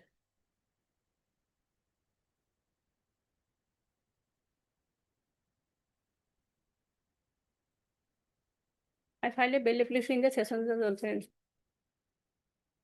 It was rejected. Annex number 3, your lordship. Annex number 3, page number 13, your lordship. Bail rejection order.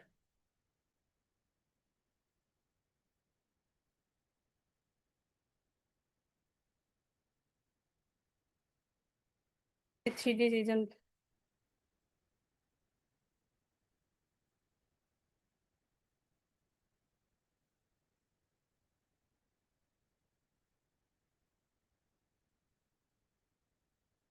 Eastern bail in any condition, your lordship.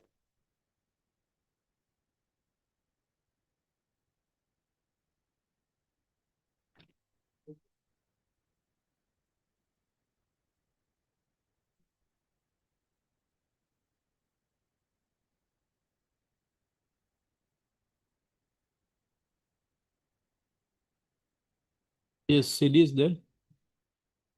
Not received. Not received.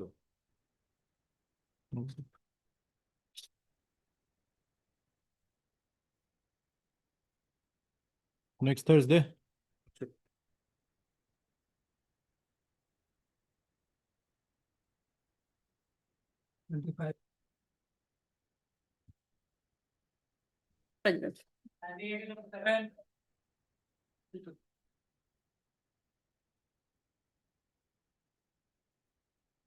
The anticipatory bail application, where the informant has appeared and they have filed a reply where the matter has been amicably settled between both the parties. And the initial FIR was filed by us, who was registered as Julia PS 109. And thereafter, they have filed an FIR that is registered as Julia PS 110. They have filed no objection in granting bail, your lordship. Settled in a public meeting held therein. They have annexed therein in their reply as Annexure A, page 33. What is the allegation first? The allegation here is, your lordship, is 1182, that is voluntary causing grievous hurt. 308 is the extortion, and 351(2) is a criminal intimidation, along with common intention and criminal conspiracy. Lordship, whereas we have filed an FIR before the filing of this FIR by the informant, and I have annexed herein as in Annexure 22, in page number 22. That case was registered under section 126(2), 1182, and 35. Initially, it was registered as Julia PS 109, and thereafter they have filed a cross FIR as Julia PS 1010. Moreover, the main accused person they have involved herein is also on bail now, your lordship. He has been granted interim bail by the lower court also.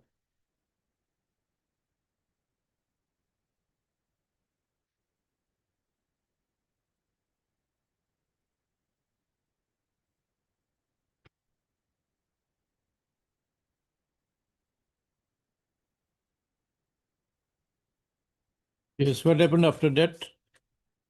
Now, Lordship, after that, they have amicably settled the matter in a public meeting held there in their village.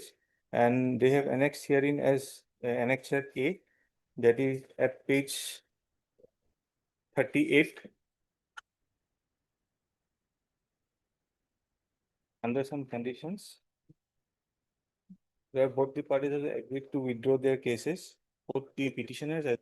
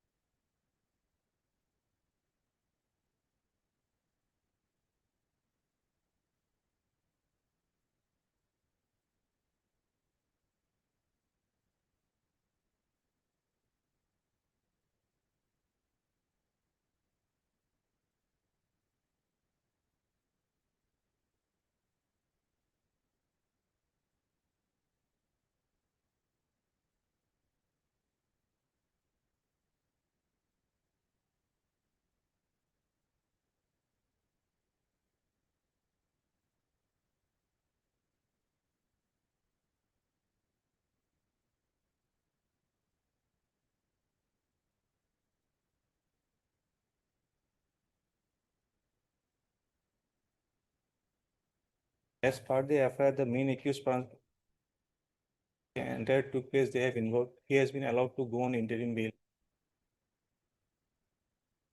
Who, the other side? Person who is involved herein as the main accused in our FIR, in the FIR that is, we are seeking for bail. The main accused has been granted. Interim bail, pre-arrest bail or regular bail?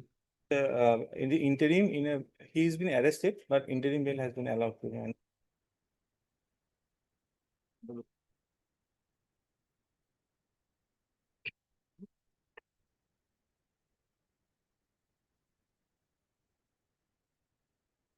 Heard learned counsel for the petitioner. Heard learned counsel hearing for the appearing for I'm appearing for the informant, Lordship. for the informant.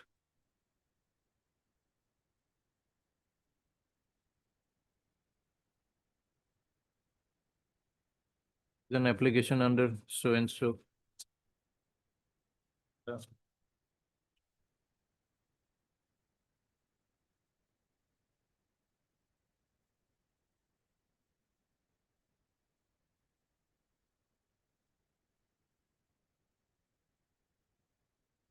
As per the FIR, among the accused persons made a sudden attack upon the informant, members of the informant side.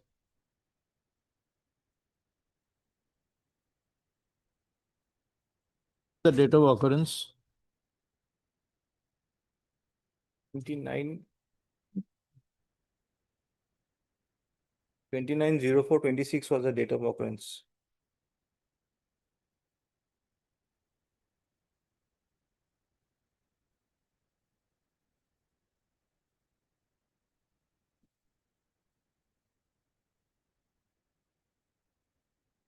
and caused severe injuries upon the victims.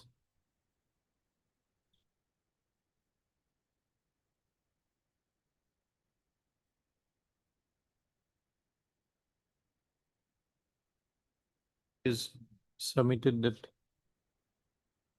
there is a land dispute between the parties.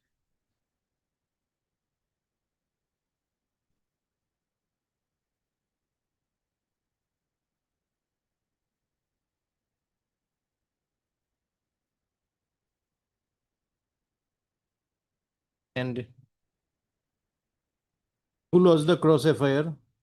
FIR was lodged by Fazlul Haq. Who is he? Is not a, He any is of, not a petitioner here. He is one of the village person. that is what. If it is a cross FIR, it should be from your side. It was initially filed by Fazlul Haq. Thereafter, they have filed an FIR against us. It was filed against all the informant as well as other members who were involved in the incident. Initially, it was filed by Fazlul Haq. Fazlul Haq is a member of your side or their side? Yes, our side. Your side. Yes. By Fazlul Haq, who is a member of the accused side. On 6/5/26.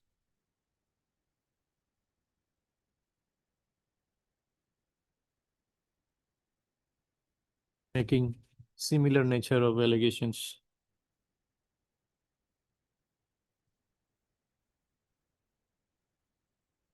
Alleging assault and causing of severe injuries.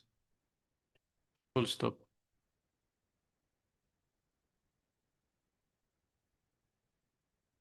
CD is here.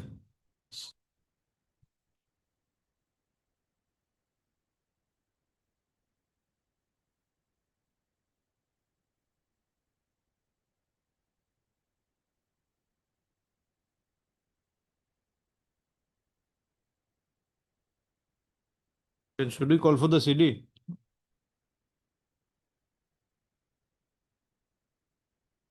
Call for the no, sorry for that.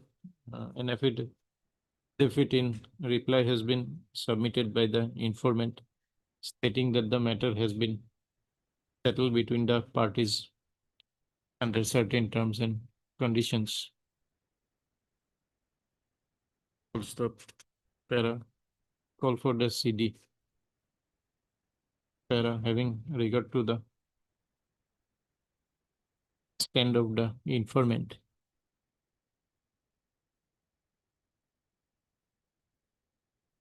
As reflected in the affidavit in reply, it is provided that in the event of their arrest, the petitioners shall arrest in connection with the aforesaid case, the petitioners shall be released on interim bail of rupees 50,000 with one surety each. Satisfaction of the arresting of victim.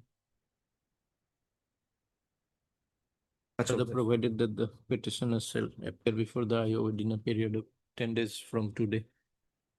Purpose of interrogation. Again. 21/7.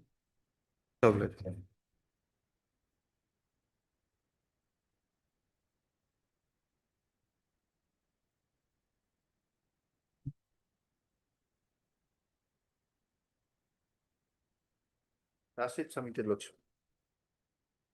Lordship, interim is their lordship and he was appeared to the. Sheet submitted, Lordship.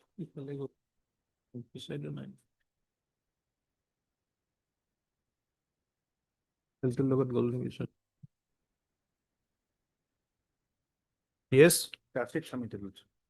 charge it submitted.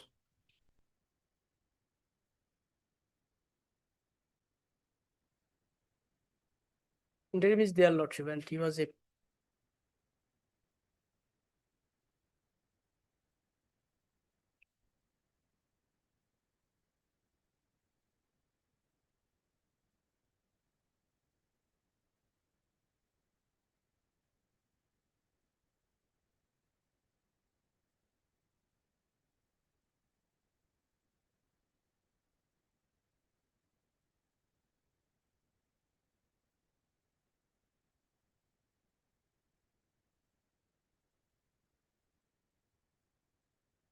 Lord, there was the cross FIR was their lordship and our FIR is first lost lordship.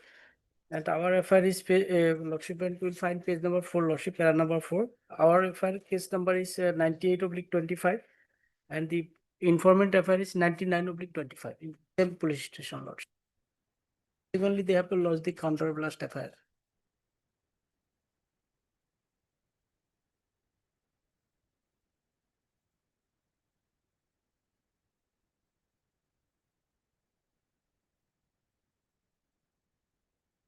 Then let's call for the TCR then, because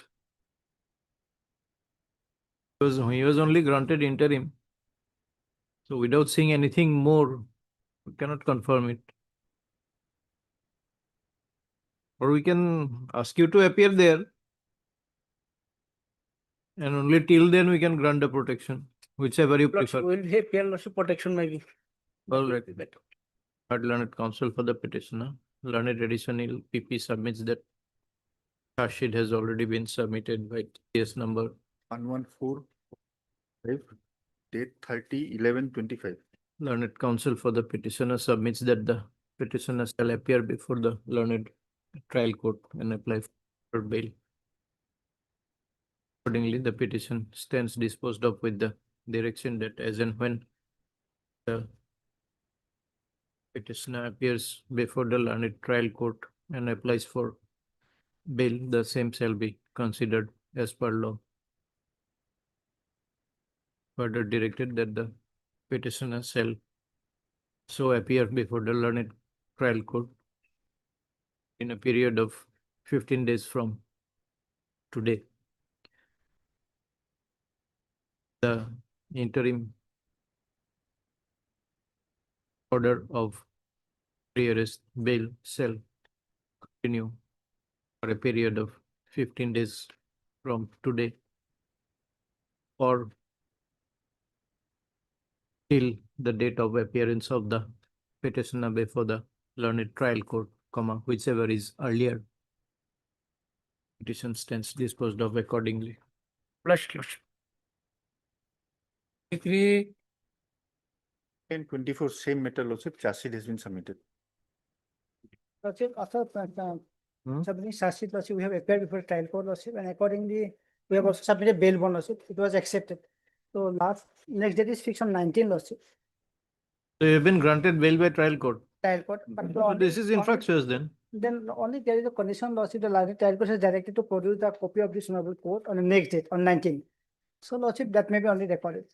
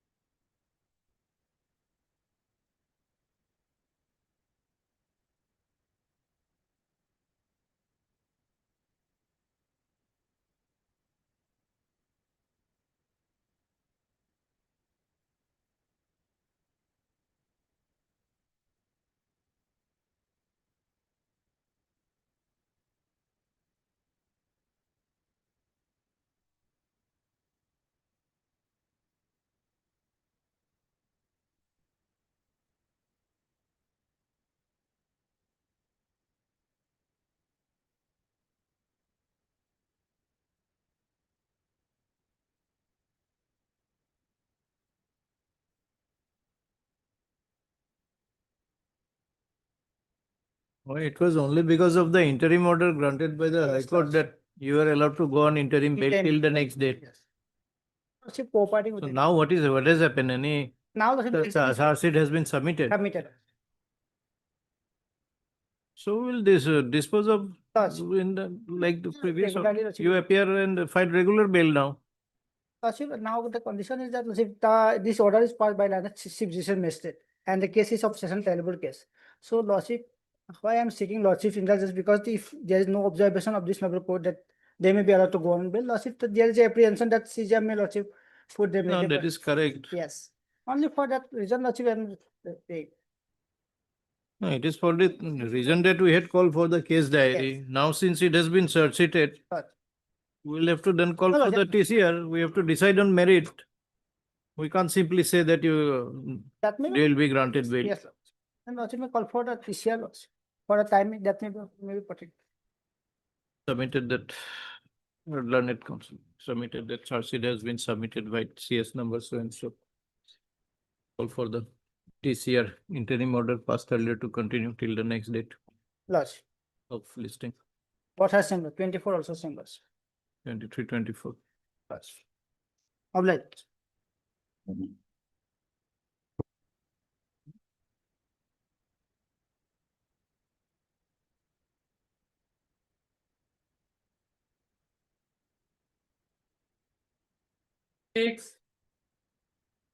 Received, Lordship.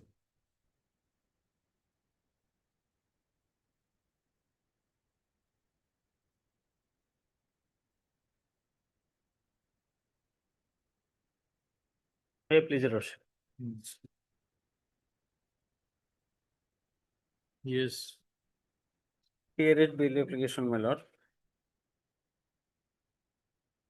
The period page number 9. Translated copy.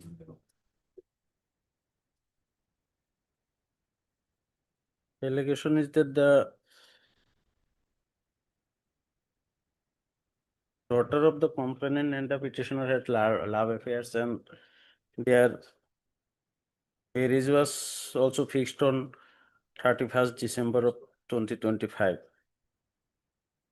On 30/12/2025, the petitioner went to meet the victim their house, and allegation is that some is a statement. Statement, Lordship, the dying declaration has been recorded, Lordship. She has implicated the present petitioner came to her house and asked her to drink something, Lordship. Result of which she died, Lordship. Dying declaration. And there are other witnesses also, Lordship, coming out of the house of the petitioner on the day. Their marriage was supposed to be held, Lordship. There was no occasion for death day, Lordship. It's, Lordship, anticipated.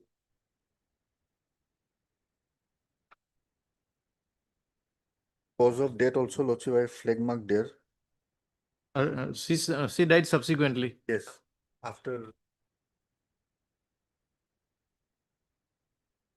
in a very bad condition, she was hospitalized.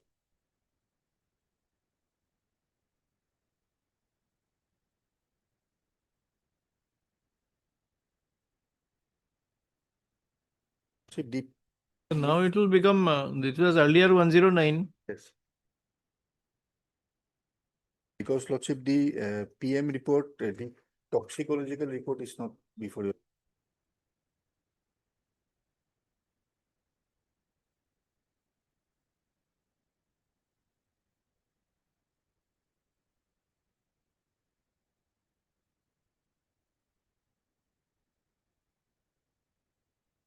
But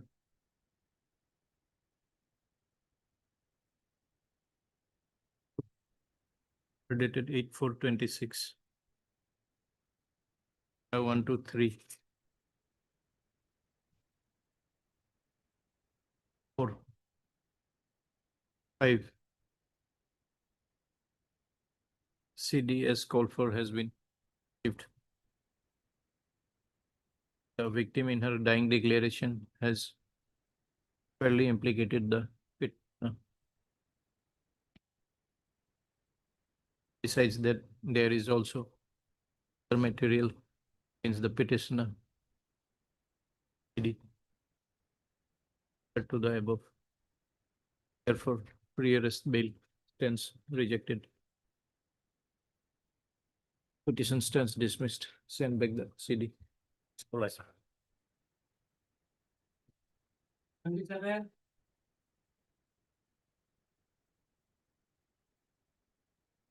Up to date, CD has not been received, Lordship. Already on interim.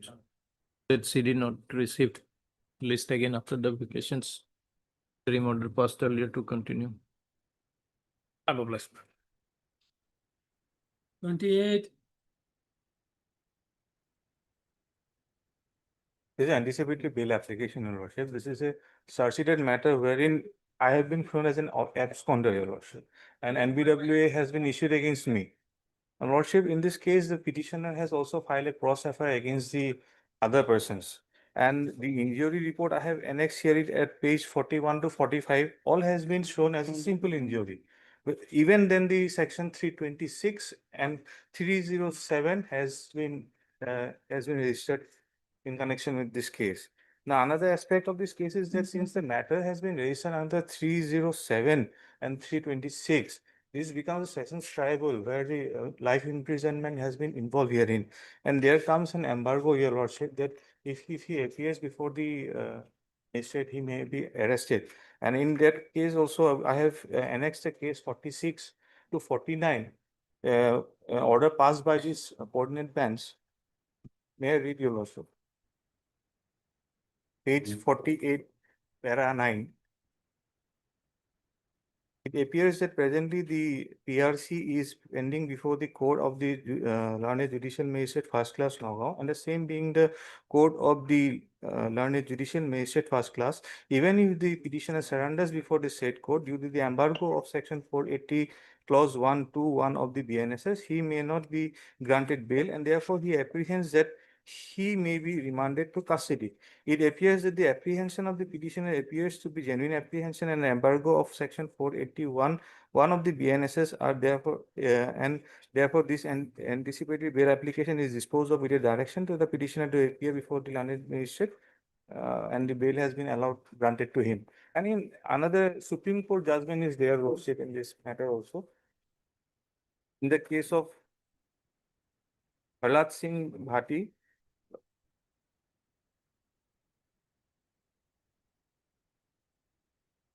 at page number 5, para 7.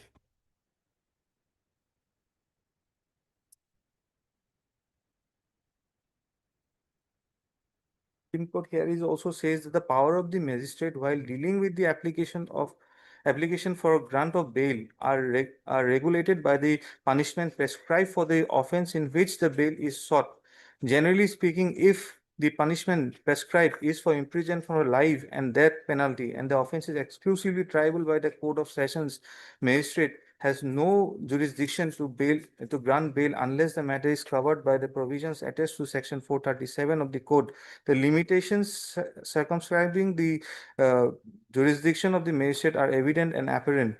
Assumption of the jurisdiction to entertain the application is distinguishable from the exercise of the jurisdiction.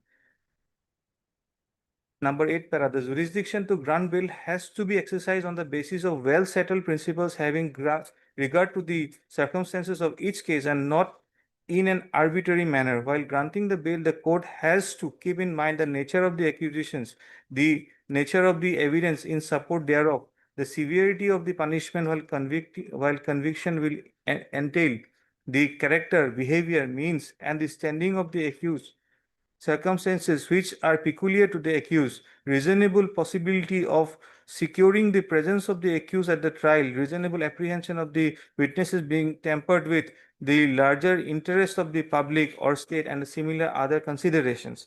And also para 11, fourth line, it has been observed that we would reiterate that in cases where the offense is punishable with death or imprisonment for life, which is triable exclusively by a court of sessions, the magistrate may, in his wisdom, refrain to exercise the powers of granting the bail and refer the accused to approach the higher courts unless he is fully satisfied that there is no reasonable ground for believing that the accused has been guilty of an offense punishable with death or imprisonment for life.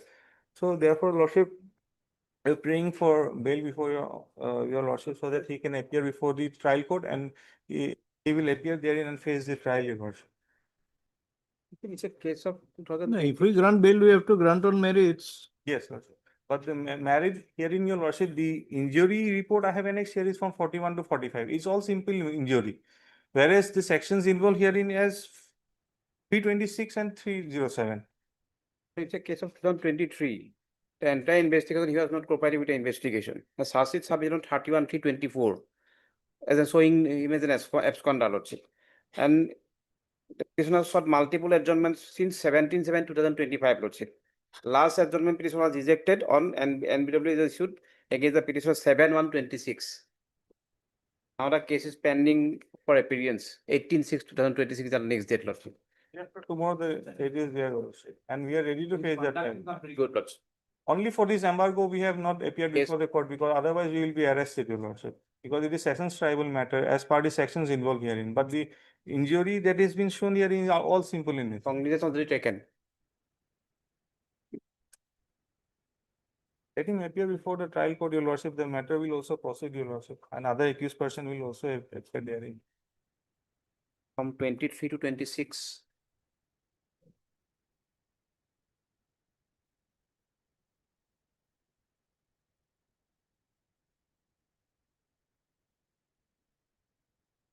You could have come earlier instead of avoiding the trial Yes. proceedings for so long. So we have been waiting for on the earlier occasion, we have been asked to file an affidavit to bring into record the earlier orders of the court. We have filed this application Yes. much before, Your Lordship, but the matter could not be heard for that. Before you came in 26 only. Yes, Lordship. Then But before that, Your Lordship, they could not appear for the embargo, Your Lordship, and we have come now, Your Lordship, and we. there is no embargo in approaching this court like you No, have there- done now. There is no embargo So, here, Your Lordship, You but we delayed the could not matter appear. there as long as you can. After that, you have come. We have a cross affair, Lordship. We have filed a cross affair in this case. That is also been registered. Conduct is to be considered also. An opportunity may be granted to him. He is ready to face the trial, Your Lordship. There are 8 persons involved in this case, Lordship. All are absconding. He's one of them. If he is being allowed, all will come, Your Lordship, before the court, and the proceeding will also will proceed thereafter, Your Lordship.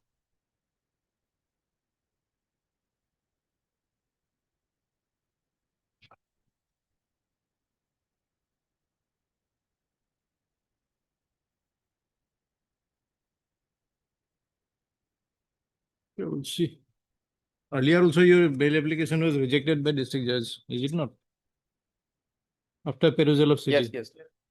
So we have come before this court, Your Lordship. He may be granted an opportunity. Day after tomorrow, the appearance is fixed for appearance, Your Lordship. He will appear. Okay.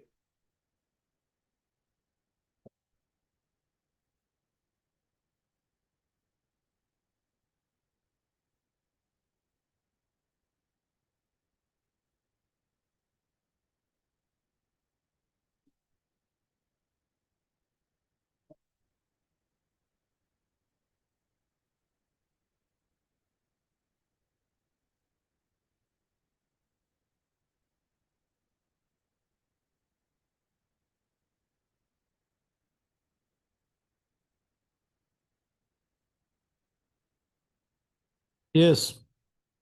Also here, FI Lordship is in issue of 5 Lordship, April 2025. Escaped from here.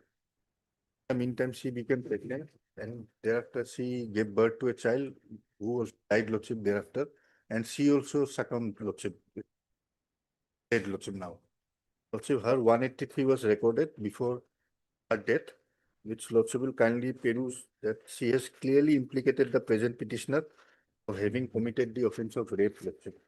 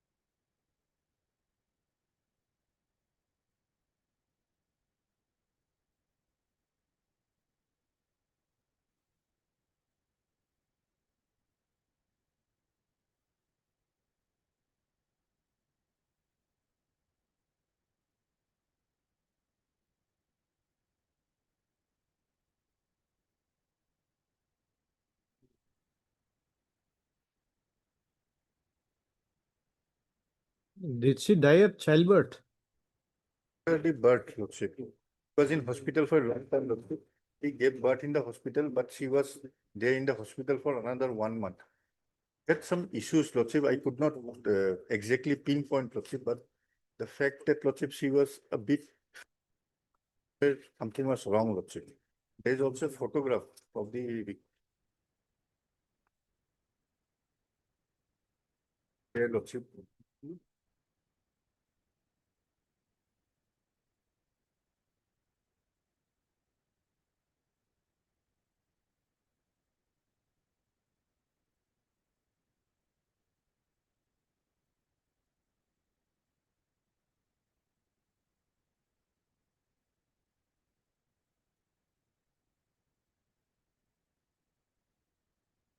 Oh. What will happen in the trial? Remains some data and all those has been kept, Lordship, for if needed for FSL for comparison. Also, how that will be matched also, Lordship.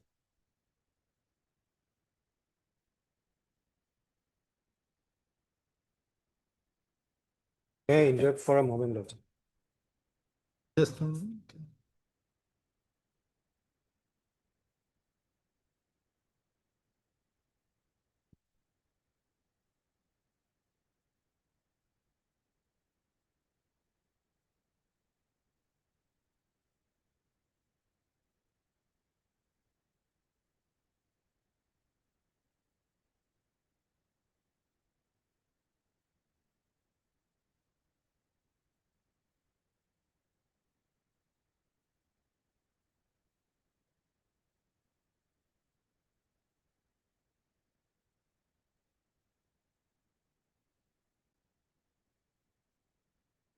DNA was collected from the fetus. Yes.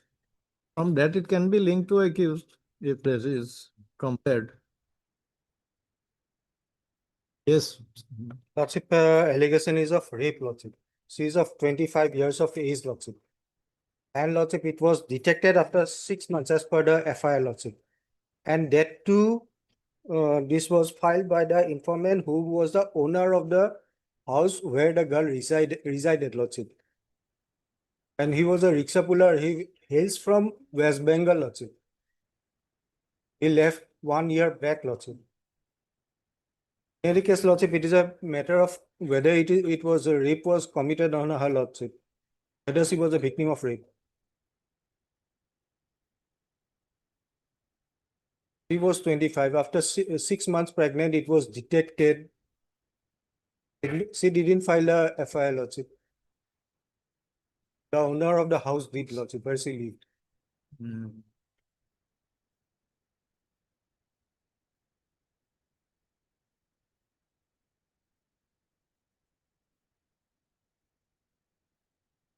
This will not go anywhere ultimately. Even if paternity is established, we will establish the forcefulness. Counsel for the petitioner. This is an application under so and so. Application is that the victim of the case, aged about 25 years, was working as a housemaid. The house of the informant.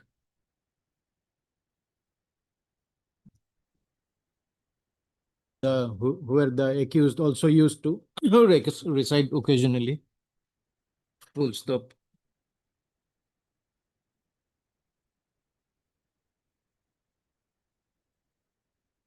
One night, the accused, by taking advantage of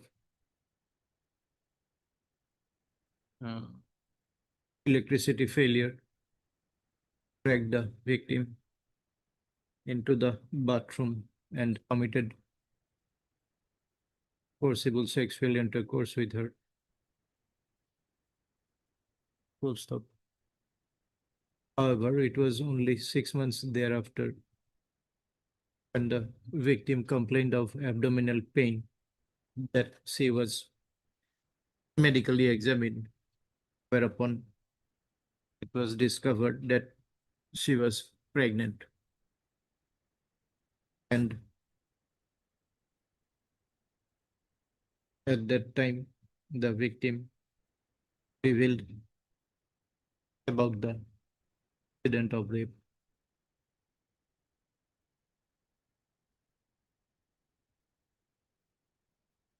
The CDS called for has been, and the victim has implicated statement before the police as well as the magistrate.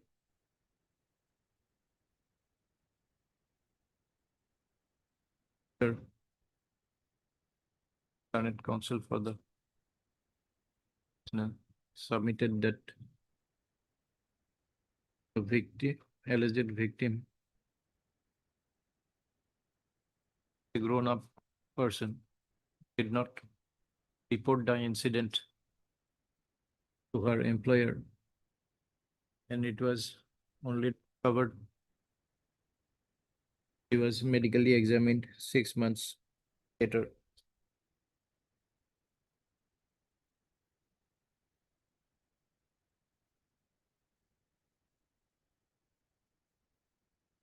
It suggests that the act was a consensual one.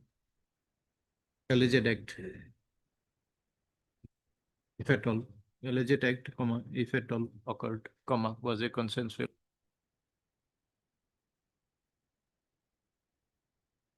It is further seen from the legal findings that there are no signs which are suggestive of penetrative injury to the vagina or of violence on the person of the victim.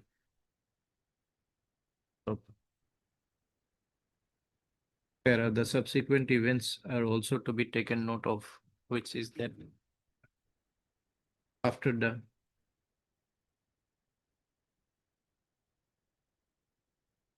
victim delivered a child,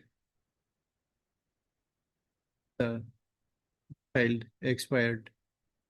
Subsequently, the victim had also expired after a long stay in the hospital.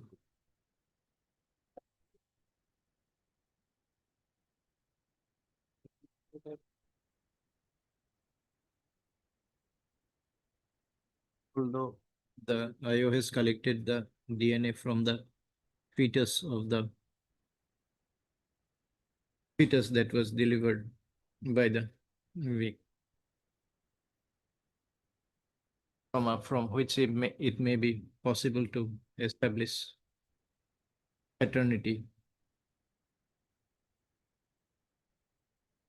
and link the accused to the alleged act of comma, in the absence of the victim. Hence would be forthcoming aspect of forcible sexual intercourse.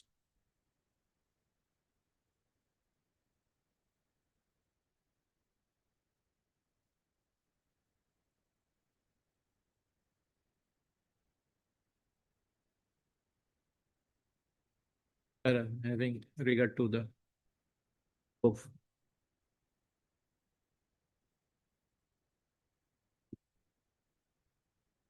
appears that there arises no necessity subjecting the petitioner custodial interrogation, the peculiar facts and circumstances of the present case. Despite the seriousness of the allegation itself. Full stop. Considering the above, the prayer for 3 years bail is allowed. The petitioner, the arrest in connection with the aforesaid case shall be released on bail of rupees 50,000 with a surety for like amount to the satisfaction of the arresting authorities. the provided that the petition.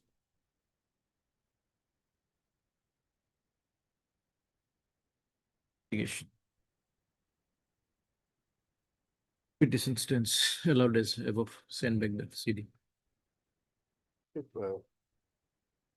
That's all. One submission in respect of respect of item number 8, Lordship, where Lordship bail saying that the court not granting bail just before the break, Lordship. May I make one submission, Lordship? 480 of the BNSS, if Lordship, can it NSS. then SS, Lordship? Where?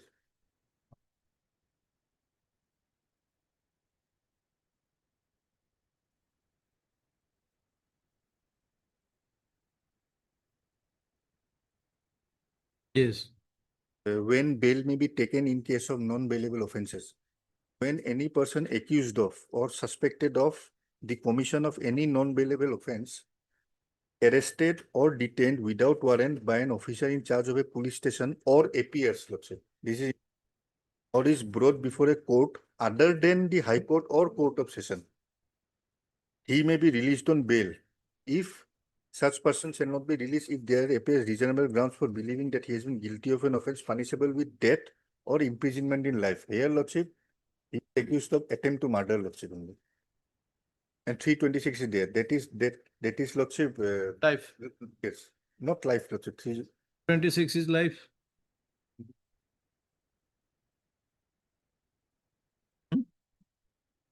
Well, also in any case, Lordship, these are the conditions. It is not absolute, Lordship, that bail will not be granted. That was my. Yeah, that is correct in view of reading of section 480. Yes. But in view of decisions of the Supreme Court, magistrates are find it difficult. Dear Lordship, 3 is also there, Lordship. It's 3? subsection 3, Lordship. 480, subsection 3. When a person accused or suspected of a commission of offence punishable with imprisonment which may extend to 7 or more or of any offence under chapter 6, that offence is covered under 6, Lordship. So, or abatement, conspiracy or attempt to commit any such offence is released on bail under subsection 1. The court shall impose the following conditions. So it is not that, Lordship, the court cannot grant him bail, Lordship. So,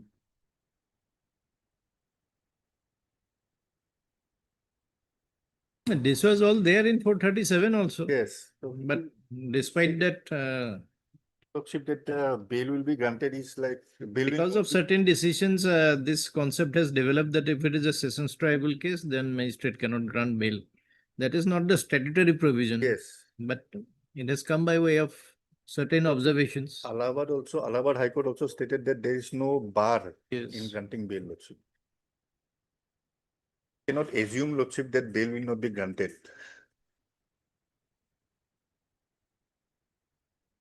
No, but we frequently come across Yes. orders passed by the magistrates that this is a sessions tribal case, so can't grant bail.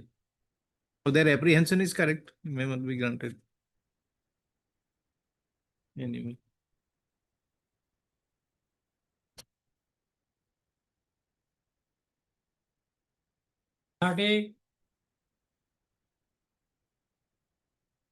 Please, Your Lordship.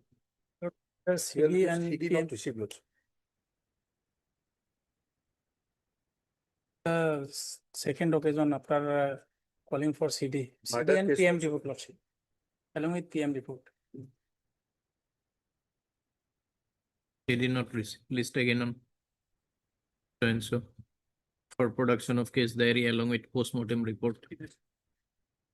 Lordship, before vacation, Lordship. Date before vacation, Lordship. Pending since 18, last order was on 18/5, Lordship. Calling for CD, Lordship. For vacation any day. Already. 24. Obliged, Lordship. 31. Petitioner is on interim, CD has not been received. He did not received again on. And so interim order passed earlier to continue. Next date of listing. 14 July, he is an interim, Lordship. Yes. July. Interim may be continued. Publish. Yeah, Lordship, one report was called for, it has not been received. So let it be next week, Lordship will produce the report.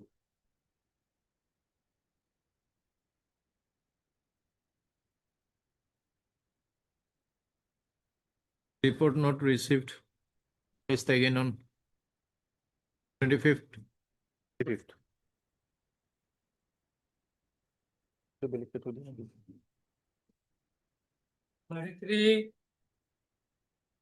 CD not received, Lordship. Chief, as per instruction, Lordship petitioner, we may be allowed to withdraw that petition You are Mr. with a liberty. J.H. Laskar. Huh? J.H. Laskar.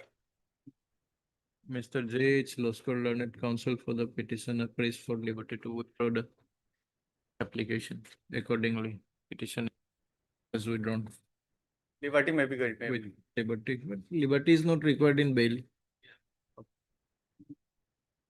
Order item 34. Service of notice on respondent number 2 is still awaited, Lordship. My lord, on 3/6/2026, my lord, learned PP was instructed to take instruction, my lord. Regarding service notice. Regarding service. Yes, my lord. No instruction. Action, Lordship.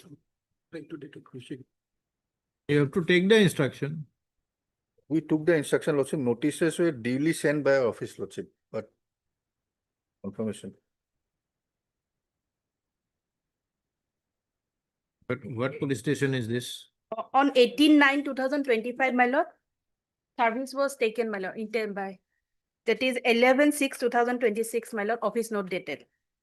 And before that, my lord, on 27/5/2026, my lord, notice was issued upon the respondent number 2 through the OC Testpur Police Station, Sonitpur, on 18/9/2025.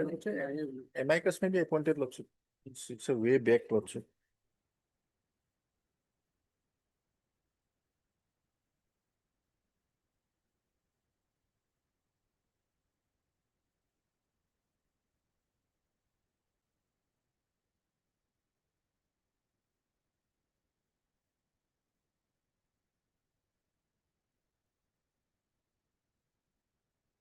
It's a village or a town area. Respondent number 2, Doporbotia.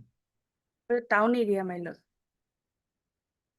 There should be a house number or something. It's difficult.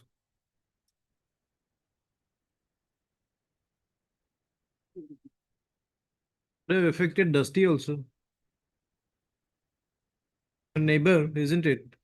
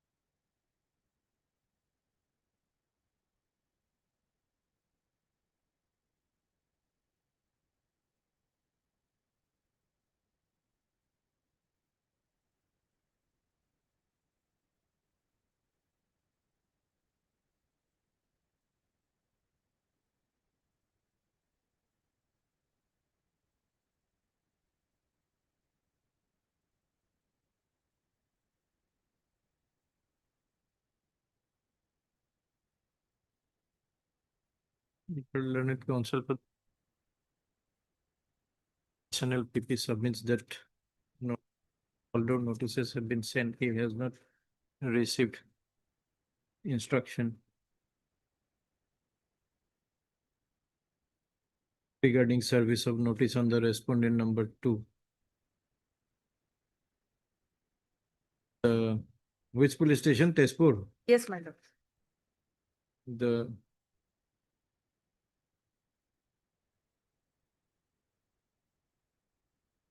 charge of Tezpur police station is directed to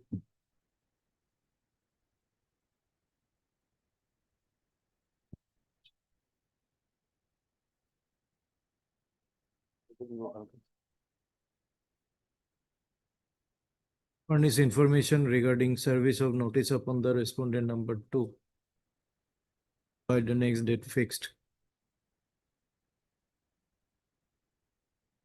Yes.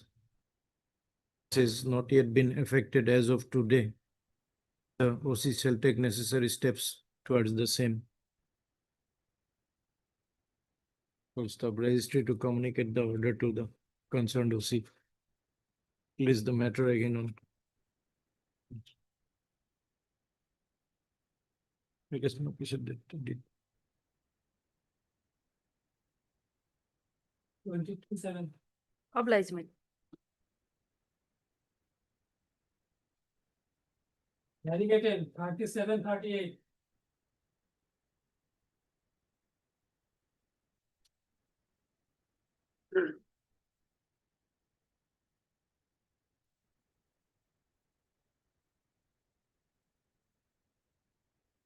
Is your lordship, my lord. Criminal revision petition has come against the order passed by the learned session judge Hailakandi, my lord. Originally, it was a matter under section 145 proceedings, my lord, against the ex parte attachment order. The respondent filed criminal revisions, and that was allowed. Hence, before this honorable court, by way of criminal revisions, and the honorable court was pleased to stay the order passed by the learned session judge. Here, my lord, Annexure 1, page 14. On the basis of police report as well as affidavit filed by the complainant petitioner, the trial court, additional district magistrate Hailakandi, my lord, Annexure 2, page 15, draw up a proceeding under section 145 and considering emergency in nature, attach the disputed land, directing both the parties to appear and to file written statement with their supporting original documents.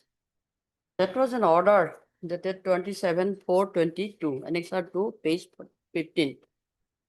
Considering emergency in nature, that was disputed land was attached. Then Annexure 3, my lord, page 17.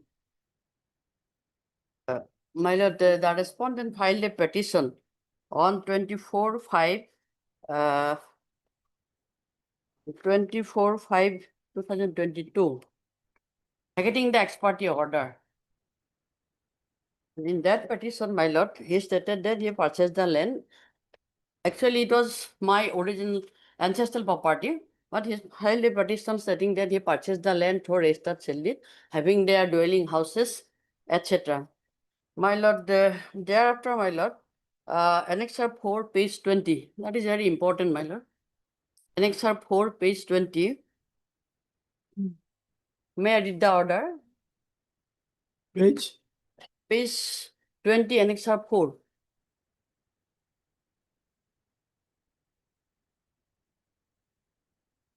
Yes. Case record put up today, first party member absent without any steps, second party members absent with steps. The Circle Officer Hailakandi Revenue Circle is requested to depute LR staff to cause an inquiry about the present status of the scheduled land mentioned below and submit a factual report along with sketch map, copy of Jamamandi if any, and land documents earliest to reveal the actual possessor of the land, said land, before the next date fixed. The officer in charge, Hailakandi Police, is also directed to serve a copy of the order to both the parties to appear before the court on the next date at 11 a.m. Then the next date is 2/7/22. But my lord, without disposal of these petitions, without any final order, the respondent hurriedly filed a criminal revision before the learned session judge Hailakandi. Again, these two orders, that is attachment order as well as this order, taking factual report. Against these two order, they file criminal First case. order is dated 27/4/22. 22. And second order is 24/5/22. Both are interlocutory order. Yes, okay. They file criminal revision before the learned session judge. Lordship, page 23, that is the operative part. Page 23, second paragraph. No doubt, the learned executive magistrate has the power to pass ex parte order and draw up a proceeding, and also can attach the disputed land. But the law requires that no party should be left unheard. Only on the basis of police report, the learned trial court should not have passed the ex parte order. On going through the order dated 27/4/22, it appears that the learned trial court drew up a proceeding under section 145 CRPC and thereafter attached the disputed land under section 146 subsection 1 of the CRPC. Whether the dispute is a private nature or it is likely to cause disturbance to the public peace and tranquility is to be decided by the learned trial court. But the fact remains is that both the parties are claiming the disputed land as their own. Further, it appears that on 24/5/2022, the revision petitioner appeared before the learned trial court and prayed for vacating the attachment order by submitting document in respect of his ownership over the disputed land. The learned trial court thereafter called for a report from the circle officer without vacating the ex parte order passed against the revision petitioner. An interlocutory order cannot be a subject matter to be salient before the revisional court. But however, if the order affects the rights of the parties, in that event, the same can be challenged before the revisional court. At this stage, it cannot be said how the rights of the parties are affected. The revisional petitioner has already appeared before the learned trial court for reconsideration of the attachment order and the order drawing up the proceeding against them. The question of title and ownership are the facts which should be decided after recording evidence of both the parties. The facts of possession of respective parties can be decided only after recording evidence by the learned trial court. In view of the above, the impugn order passed by learned trial court stands set aside, matter is remanded. Then, my lord, we have come before this honorable court against this order, as because this order is not a regional order, as because it is an interlocutory order, my lord. At this stage, it cannot be said that it affects the rights of the parties, as because under section 145, the trial court only can determine the possession of the parties, not ownership, etc. Whatever, my lord, section 145 and 146, it cannot be separated from each other. 146 must be read in the context of 145. So considering emergency in nature, the trial court has to attach the disputed land. It is to prevent both the parties from entering into the disputed land. So a proceeding under section 145 is a first step towards the final disposal of the entire proceeding. My lord, considering all the aspects, this honorable court was pleased to stay the impugn order on 28/9/2022. My lord, the question is this, at this stage, whether the order passed by the learned trial court regarding attachment order is an interlocutory order and whether revision lies against that interlocutory order. My lord, in this case, I also would like to draw up your lordship kind attention. In their revision petition also, they have stated that the petitioner on the following day, that is 24/5/22, moved the petition before the learned magistrate, stating that the part of disputed land is the residence house of the petitioner, part of the disputed land, and for attachment he is suffering in his day-to-day activity, but the magistrate did not consider the petition. That petition has not been disposed of. That is 24/5/22, praying for vacating the attachment order. So it is a false statement submitted by the revisional petitioner on affidavit. That petition magistrate did not consider the petition. For consideration of the petition, the learned trial court called for the factual report from the circle officer. Now the question is, but these two are interlocutory orders. Now the question is whether these are interlocutory orders and whether revision lies under section 397 subsection 2. So in this respect, I'd like to draw your lordship's kind attention by citing decisions of this honorable court as well as apex court, my lord.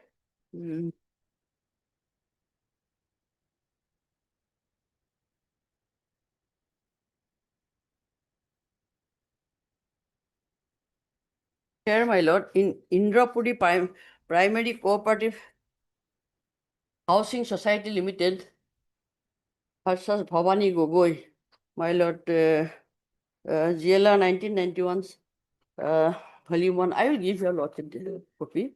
Here, my lord, whether attachment order under section 146, subsection 1 is an interlocutory order, whether revision lies under section 397, subsection 2 CRPC, that is no. My lord, my lord, can I, my lord, cite the decision or I will produce your lordship. Here, my lord, in the last part, last paragraph, I would like to read your lordship. And this order is also incorporated in another case, that is Siddiq Ali. That is our Honorable High Court's order. That is also reflected in that order. My lord, number 2, Siddiq Ali versus Siddiq Ali versus yes, Siddiq Ali versus Muhammad Ali, GLR 1993, regarding interlocutory order. Regarding interlocutory order, and in both these cases, this honorable court held that regarding 1993 GLR, paragraph 12 in Indrapuri Primary Cooperative Society Limited, that is reflected in this citation also. Indrapuri Primary Cooperative Society Limited, one of us, Manishana Justice, held that the order under section 146 subsection 1 is a step in the procedure. The order can be revoked at any time. In that view of the matter, the order passed under section 146 subsection 1 is an interlocutory order within the purview of section 397 subsection 2 CRPC, as held by the Supreme Court in Mohanlal Bhanare Lal case and also in the division bench of this court in Hetro Mohan Sarkar. The proceeding under section 145 does not come to an end along with the order passed under section 146 subsection 1. The magistrate's jurisdiction to complete the proceedings under section 145 continues. The order under section 146 subsection 1 is only a step in aid for proper disposal of the proceeding under section 145. Such order is passed an emergent situation only to prevent breach of peace and to do further justice. Such order does not affect any person's right, and in view of the above, the order passed under section 146 subsection 1 cannot be said to be a final order.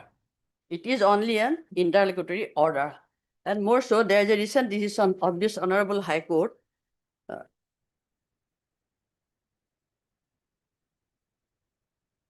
Talim Hussain Mozumdar.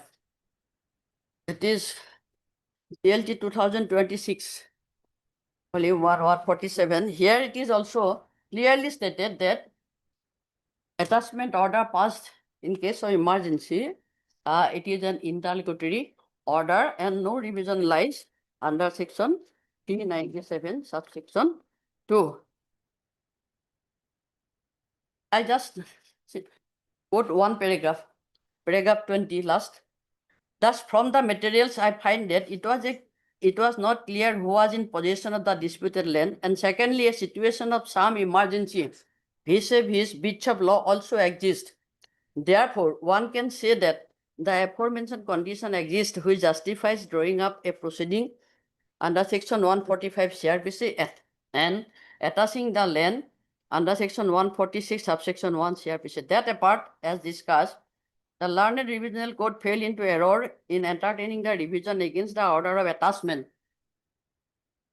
Though the principles of law laid as noticed above have held an order of attachment to be non-revisable, as it is an interlocutory order. Consequently, in the backdrop of the above narration and discussion, the impugn order dated so-and-so passed by the learned session judge, Kasar showing criminal revision number so-and-so is hereby set aside and quashed. Resultantly, the order dated so-and-so passed by the learned ADM in case number so-and-so stand revived. The said proceeding may now go ahead and be decided in regular course. My lord, I would like to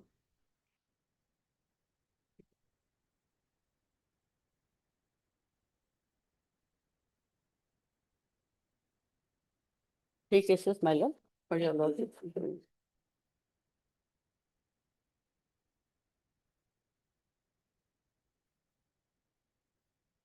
Oh, my lord, in that case, my lord, section 146 PRPC, my You have lord, already read out.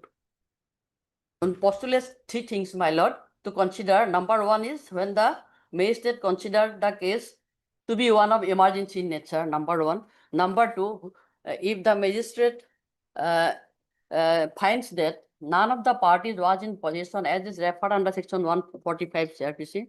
Number three, if the magistrate is unable to decide as to which of the parties was in possession, contending parties was in possession in the subject matter of disputed land.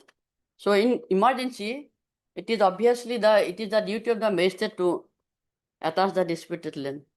So my respectful submission before your lordship is the order passed by the learned session judge may kindly be set aside and matter may be remanded to the trial court for trial, my lord, for final disposal of the matter.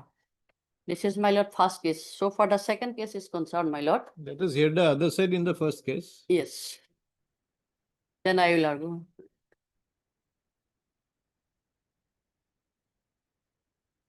The first case, we have filed our affidavit in opposition. Before going to the real question of maintainability, my lord, I will place some facts of the case, because facts is not placed before this honorable court. But my affidavit in opposition may be, my lord. First case.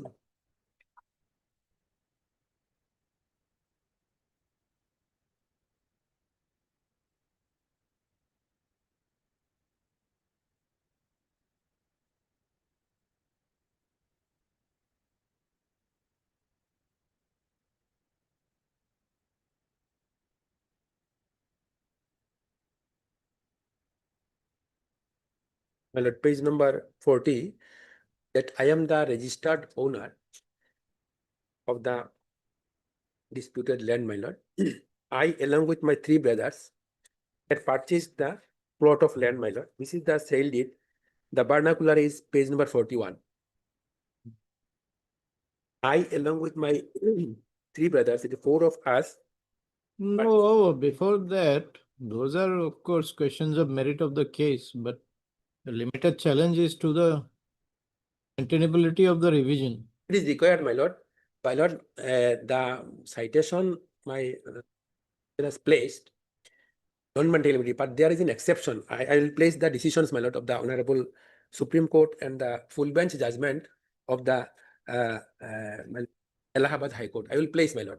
But my lord, before placing, in that case, my lord, it is mentioned that where right is violated, then even in an interlocutory order, a revision is lies.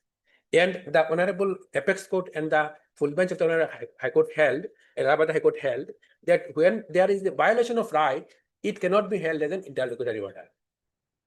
I will place the judgment, my lord. So, how my right has been violated, my lord?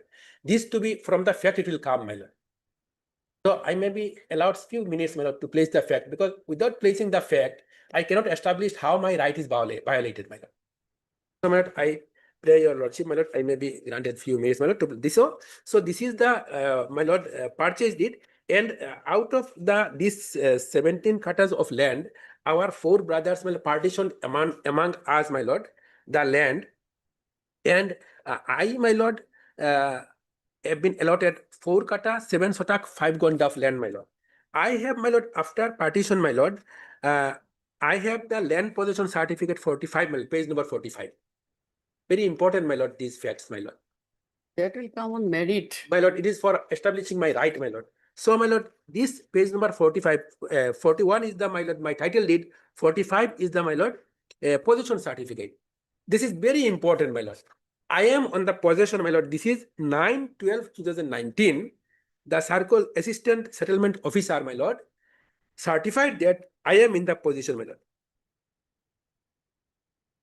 The name, my last but one paragraph, my lord, page number 45. The land in question is homestead land and is not being agricultural purpose, and the same will be classified as residential land going to resettlement operation.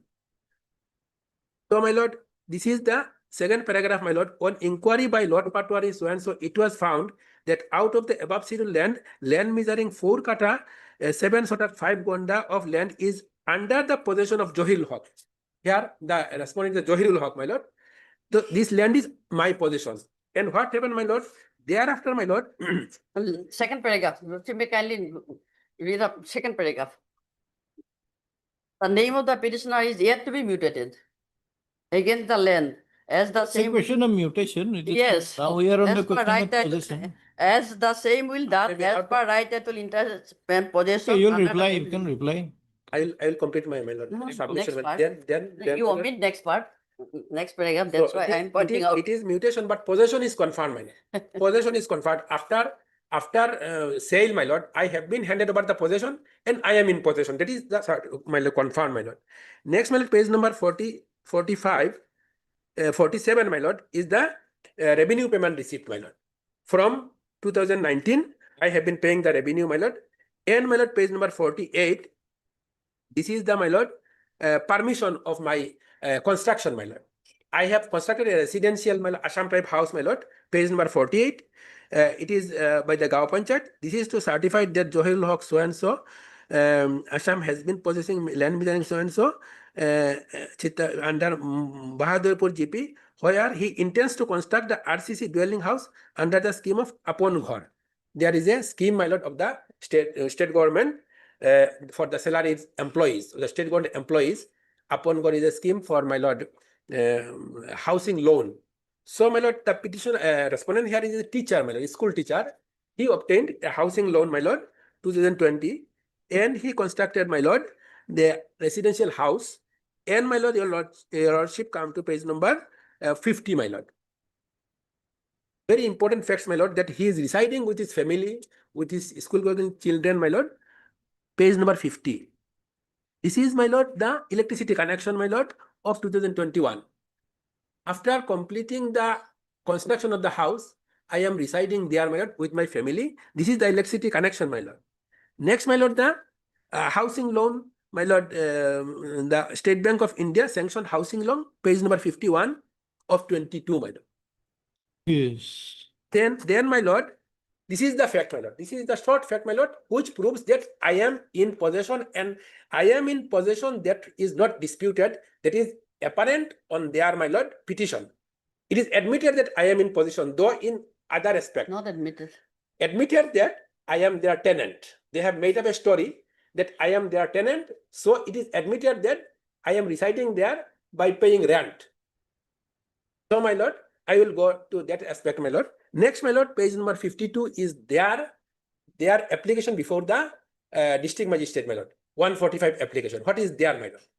If there is anything there regarding emergency or regarding disposition of them, the purpose and object of 145 proceeding is, my lord, only to determine the possession.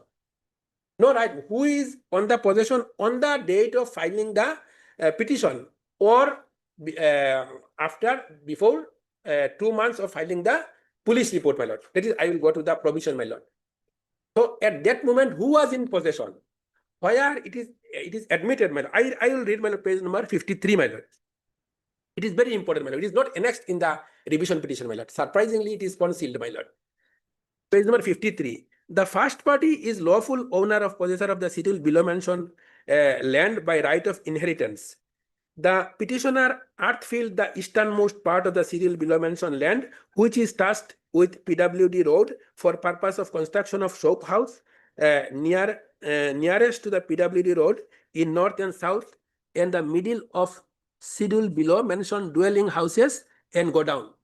That house is, my lord, constructed by me, my lord. I have the record, my lord, produced before this honorable court. That is, my lord, claiming that it is their house. But there is no evidence, no record that it was their house. Only just in the petition they mentioned this their house.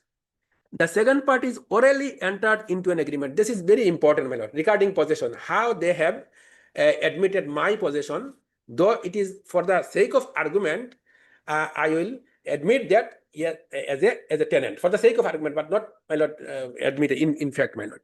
So if I am a tenant, my lord, orally entered into agreement and started business promising that they will enter into a written agreement shortly.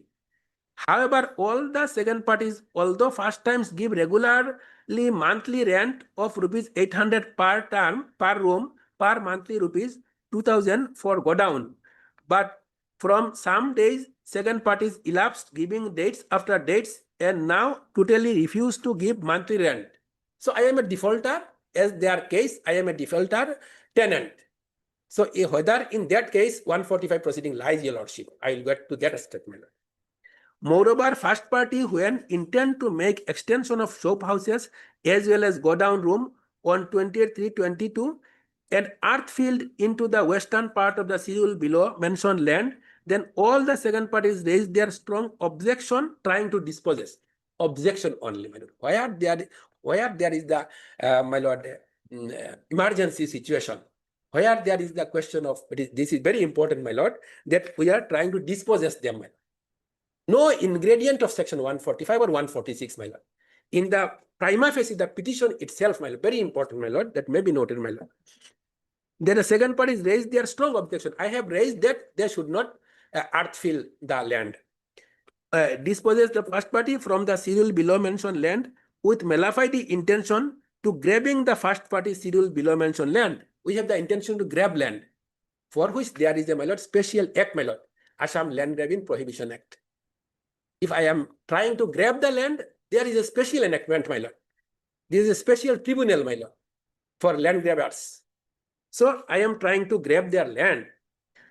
Mention first party schedule below mentioned land 2-2. But by the intervention of local people, the very purpose of the second parties become invades. So there is no specific, my lord, incident of any, my lord, emergency situation of any, there is any likelihood of breach of peace, my lord, in the locality. Nothing is there. That now all the second parties are trying to grab the first party's land by dispossessing the first parties, and as such there is every possibility of apprehension, my lord. There is decisions, my lord, that for apprehension the 145 proceeding cannot be initiated. Public peace and tranquility in the locality causing large scale of massacre of people. There should be specific, my lord, incident, my lord, for 145 proceeding. Under the circumstances, it is prayed that the honorable court would please to enact. So, my lord, from this petition, it is admitted that we are in possession. And the purpose and object of 145 proceeding is to decide who is in possession. So there is no question of decision, my lord. There is no question of decision by the executive magistrate who is in the possession. They are admitting in the petition, we are in possession, and we are not illegal possession. If they are, for the sake of argument, if it is taken in the face value that we are not illegal possessor, if their petition is held to be correct, we are not illegal possessor. We are legally possessed as a tenant. If it is, it is correct, if it is taken as correct, my lord. So we have not dispossessed them. We have been legally possessing as a tenant. Though it is not, in fact, my lord, I am the owner, it is mentioned, but for the sake of the drawing the possession, they have made a story, my lord. This is a story, my lord. So, my lord, next, my lord, I will come to your lordship, the page number regarding the possession, my lord, I will again come to the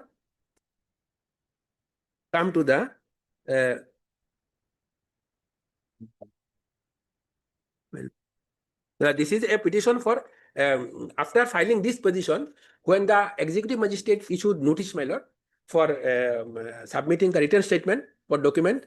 In the meantime, before reaching the next date, they come with another application, my lord, that is page number 63, my lord.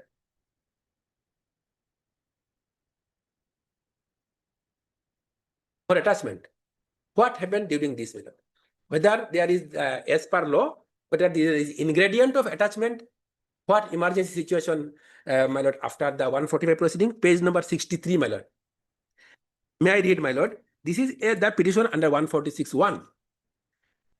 The petitioner is the lawful owner and possessor of the scheduled below mentioned land by right of inheritance from his father, and petitioner, late father, purchased the said scheduled below mentioned land. There is no documents, my lord, either before the court below or before this honorable court regarding their title. Yes, there's a document, Sally. So, my lord, purchase LD below mentioned, and from the grandfather of second party, number 1, through registered sale deed 74.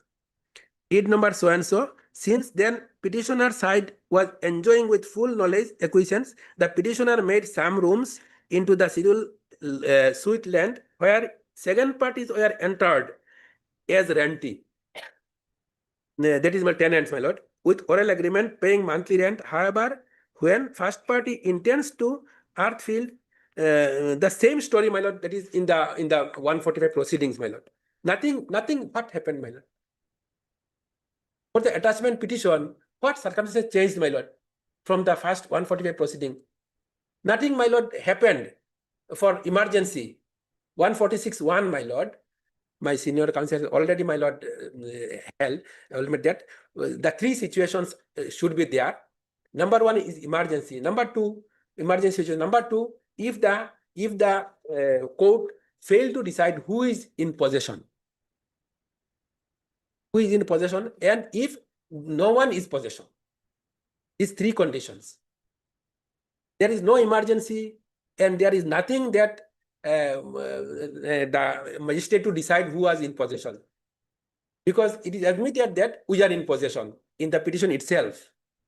So how the magistrate has drawn the, my lord, drawn the proceeding under 145.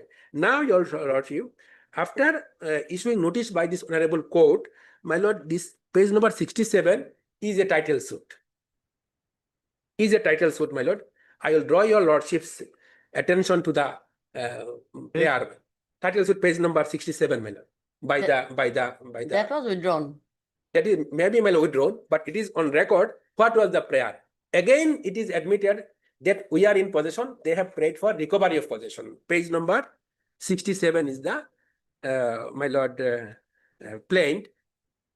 Very important, my lord. 68. A documentary evidence that we are in possession, my lord. For recovery of possession, they had filed the suit, but for the survival of the 145 proceeding, they have withdrawn it, my lord. Page number 68 for a moment. Yes. Very important. Page number 68, my lord.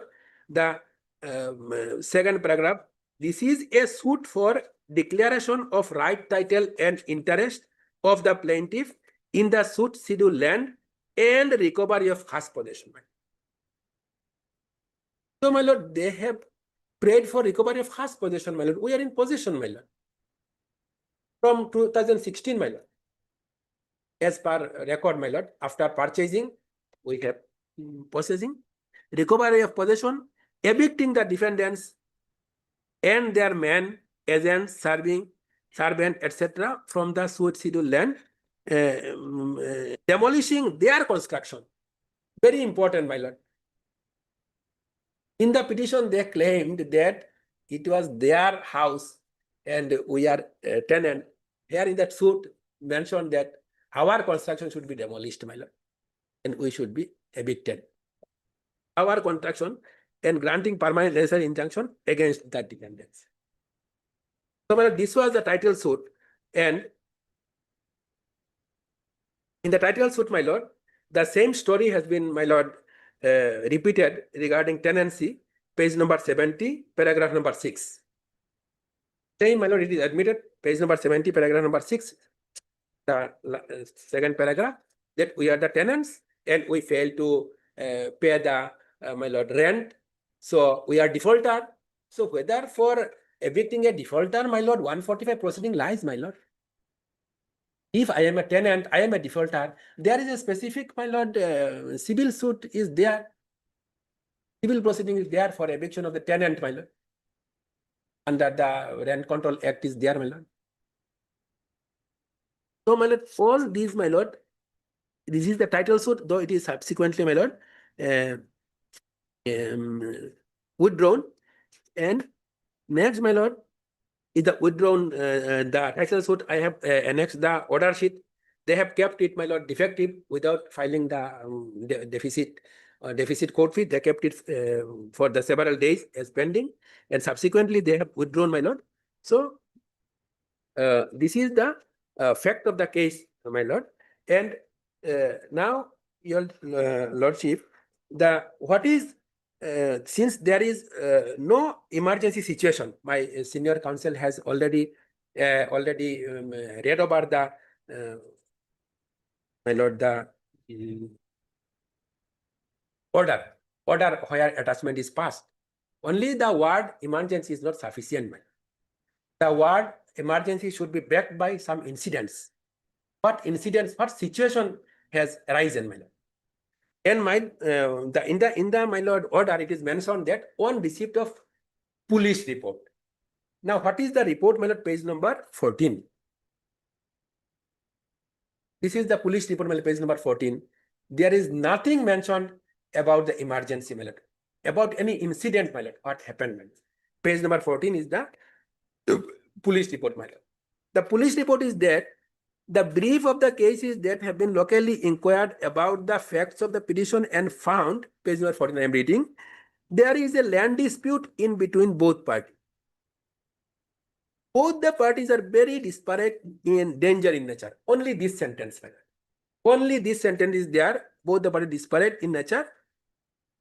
So the land should be attached. No one should be granted. I am living there with my children, with my family, my lord. You complete the entire report. Complete? Yes, I am completing. So both the party kindly be ordered not to work, move on a DL to keep peace and tranquility. Under the above facts and circumstances, I pray your honor to restrain both party work below mentioned till decision of the court. Where is the, my lord, witness? My lord, kindly come to the column number 6, my lord. From whom the police has required the information. There is no witness is cited, my lord, in this. How they have obtained, no name of any witnesses, but how they have gathered that the both parties are very dangerous, disparate, all these, my lord. There is nothing. From whom, my lord, they have got the blank witness. It will party will produce the witness. Police is giving the report after inquiry, but party will give the, my lord, witness. It is very important. So only Where is the police report? 14. 14, my lord, 1/4. 1/4 of the, my lord, on, sorry, my lord, 1/4 of the, my lord, petition, my lord. I have not annexed it, my lord, of the petition, the revision petition, my lord. Since it is there already, so I have not annexed, my lord. Revision petition, my lord. 140, my lord. Hey to a police report to. Hey to revision petition of the more Koran. I mean, my petition also. My petition it is. Annexure 1, page 14. I have not annexed. So from this police report, well, whether there is prima facie any emergency situation to attach the land where, my lord, the petitioner is living with his family, my lord, it is admitted, my lord. So, my lord, regarding, my lord, this petition, my lord, regarding this now after placing the fact. So if it is entirely order and the attachment affects my right of movement, my family, my children is living there. So this, my lord, I will place three judgments, my lord, regarding when right is violated, the revision lies made.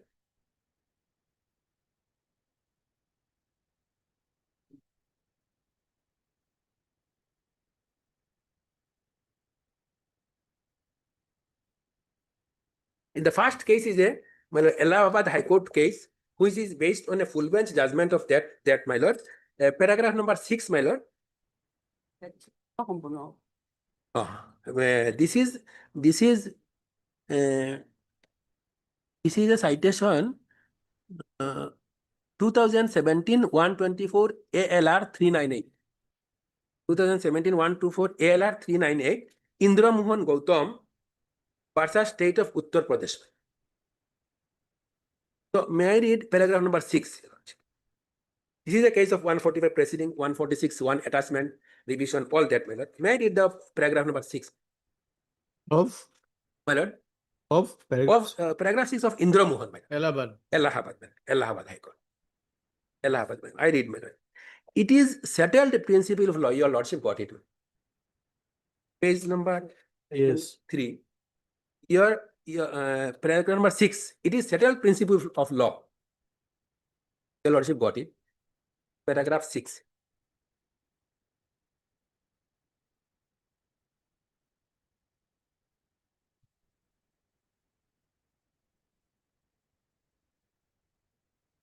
Six is, let us now proceed with the interpretation.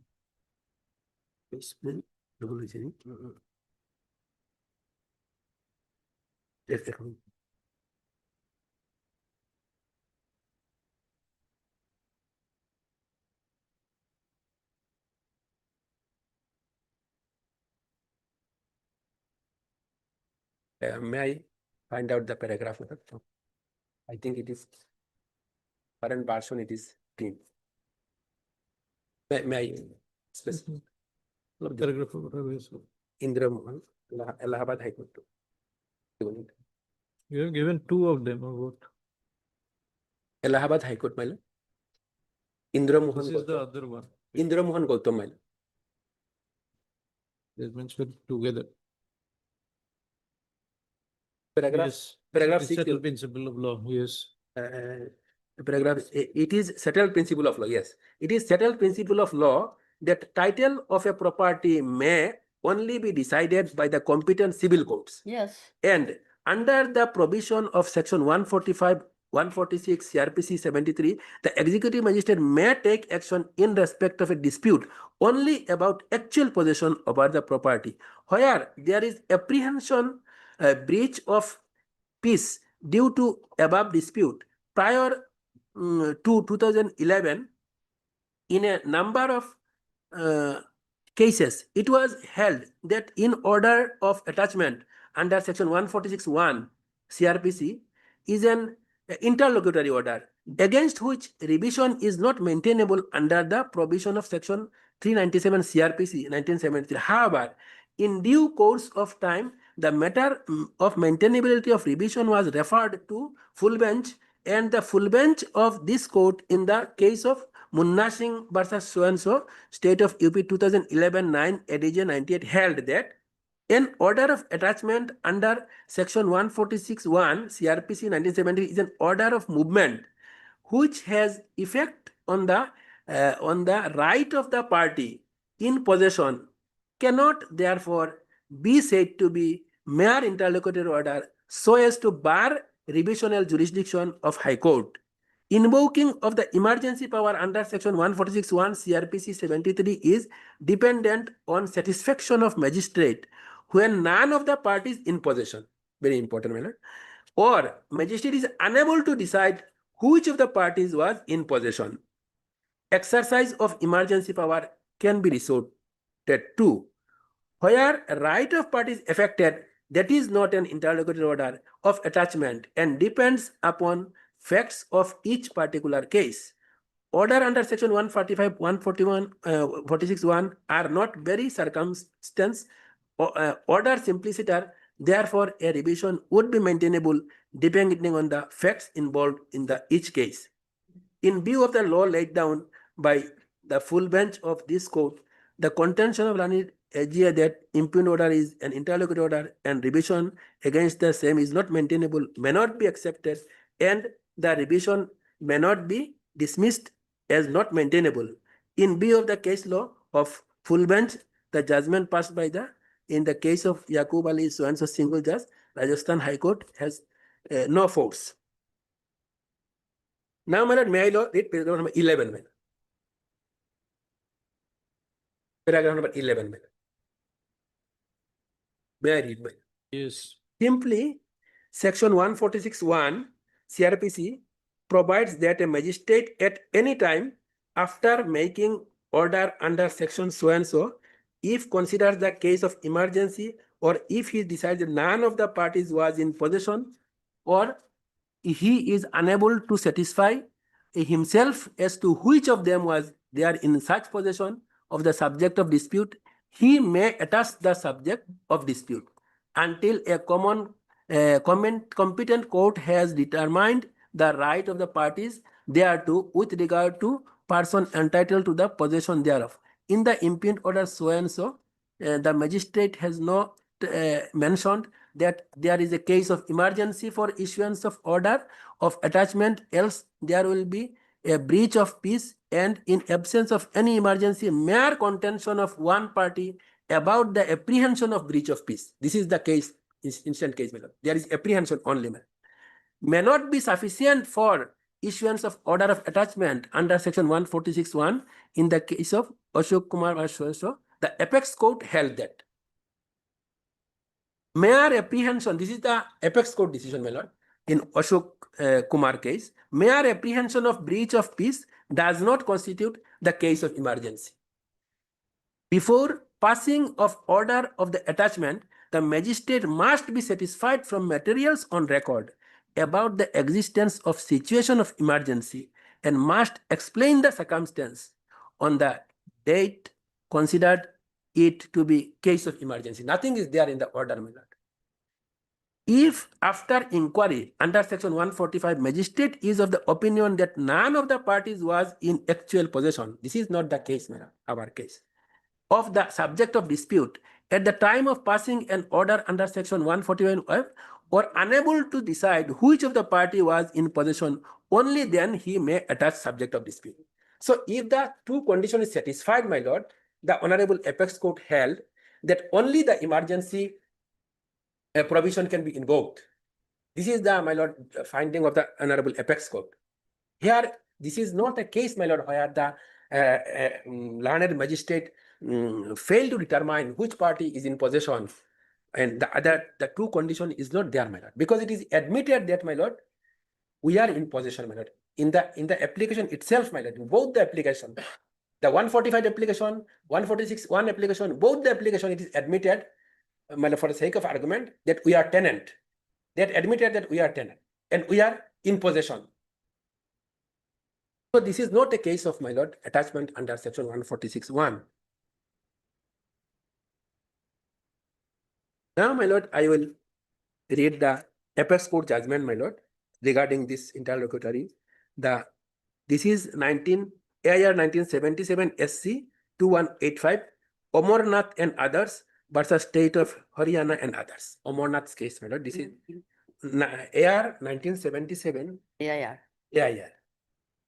1977, Supreme Court 2185.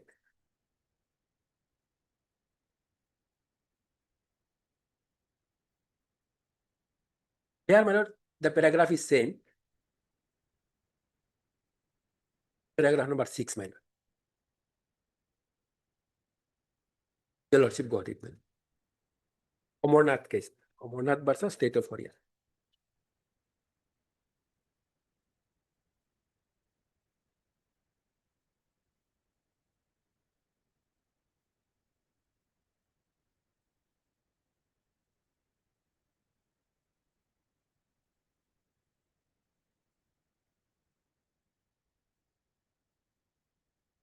Amarnath versus State of Haryana. Amarnath.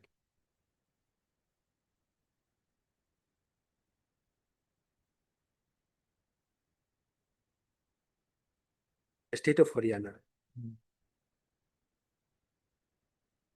1977 AIR Yes. My lord, here also paragraph number 6. My lord. Paragraph? 6.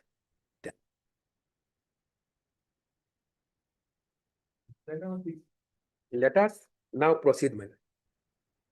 Let us now proceed the provision of 397 against the historical background of the subsection 2 of 397, 1973 code may be extracted thus.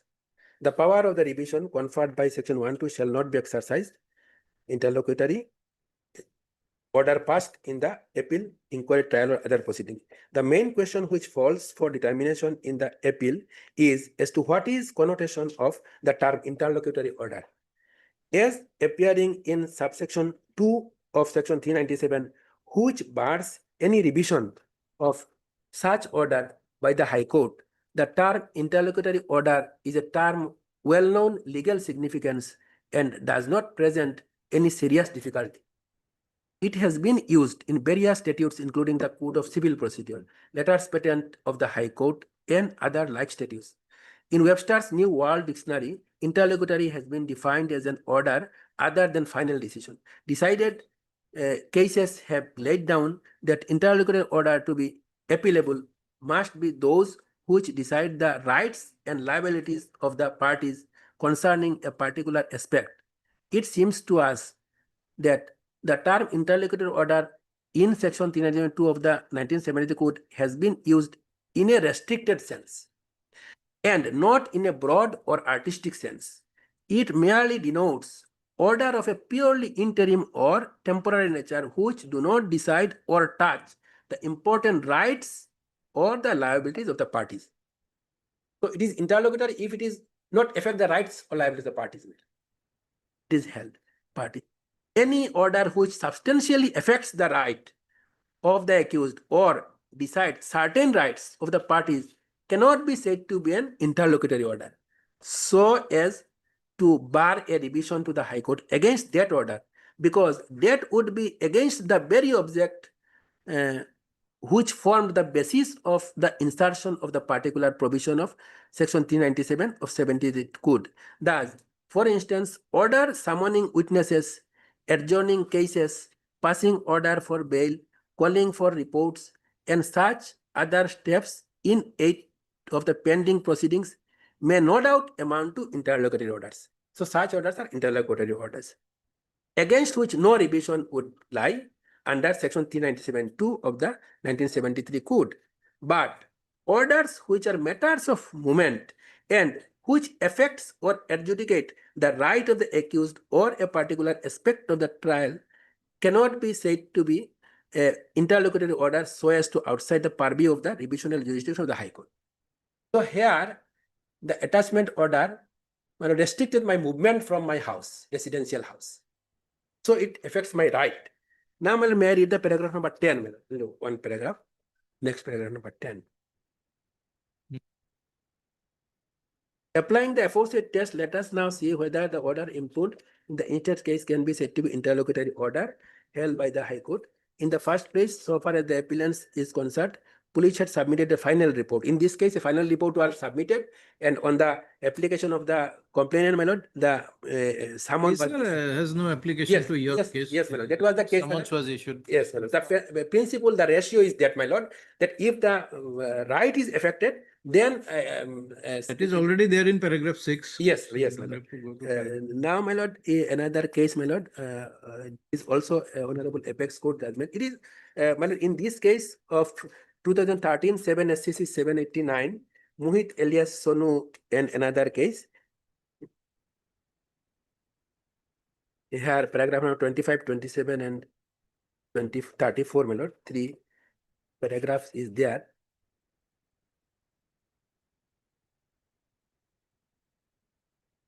Same, my lord. What is the principle is there? Only one paragraph, my lord. I will read, my lord. Only one paragraph, the 25. That is the earlier Apex Court judgment is referred, my lord. Paragraph number 25, my lord. Only one paragraph I will read, my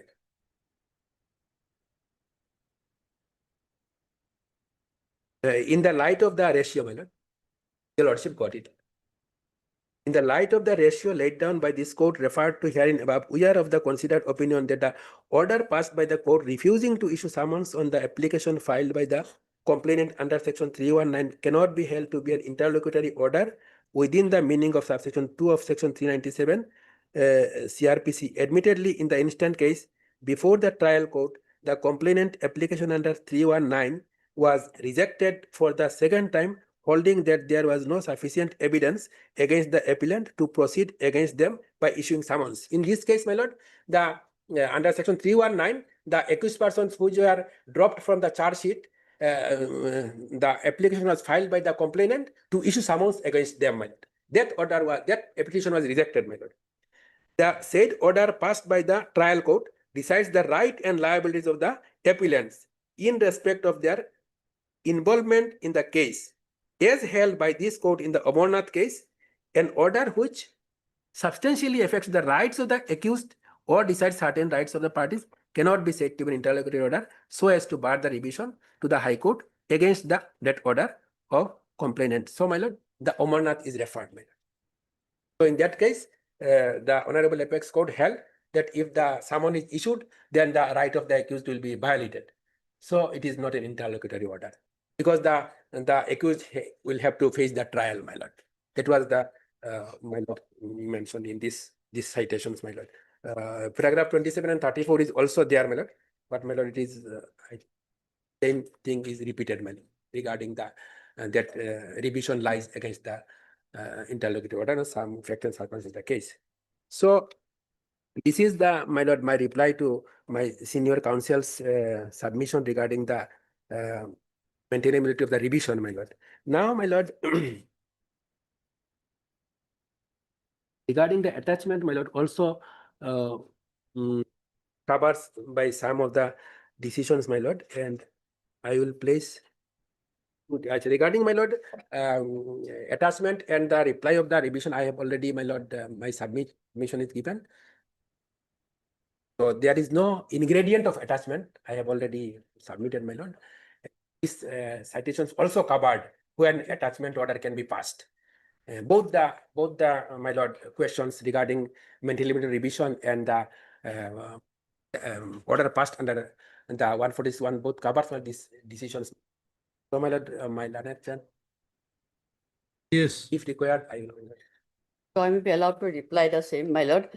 From Annexure 8 of the epidemic reply filed by my friend, my lord, actually, my lord, what he said that they purchased, the four brothers, they purchased the land in the year 2016 by a registered sale deed from one Nazimuddin Laskar, whose father was Riyasad Ali.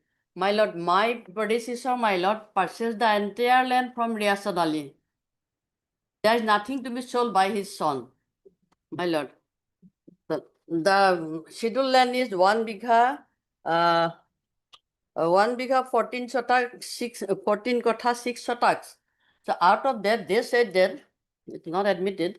They purchased the land measuring 17 kotha 13 lesa by four brothers, and that has not been partitioned among themselves.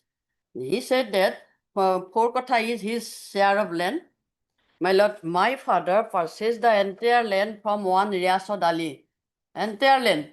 So his son, Nazimuddin Laskar, he sold the land, said to have sold the land to the respondent, my lord. My lord, what happened after purchasing the land, my lord? My lord, his residence is at a remote place. So for schooling, he approached me to take rent of my houses.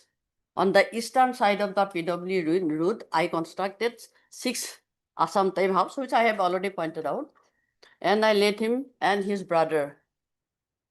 Thereafter, when I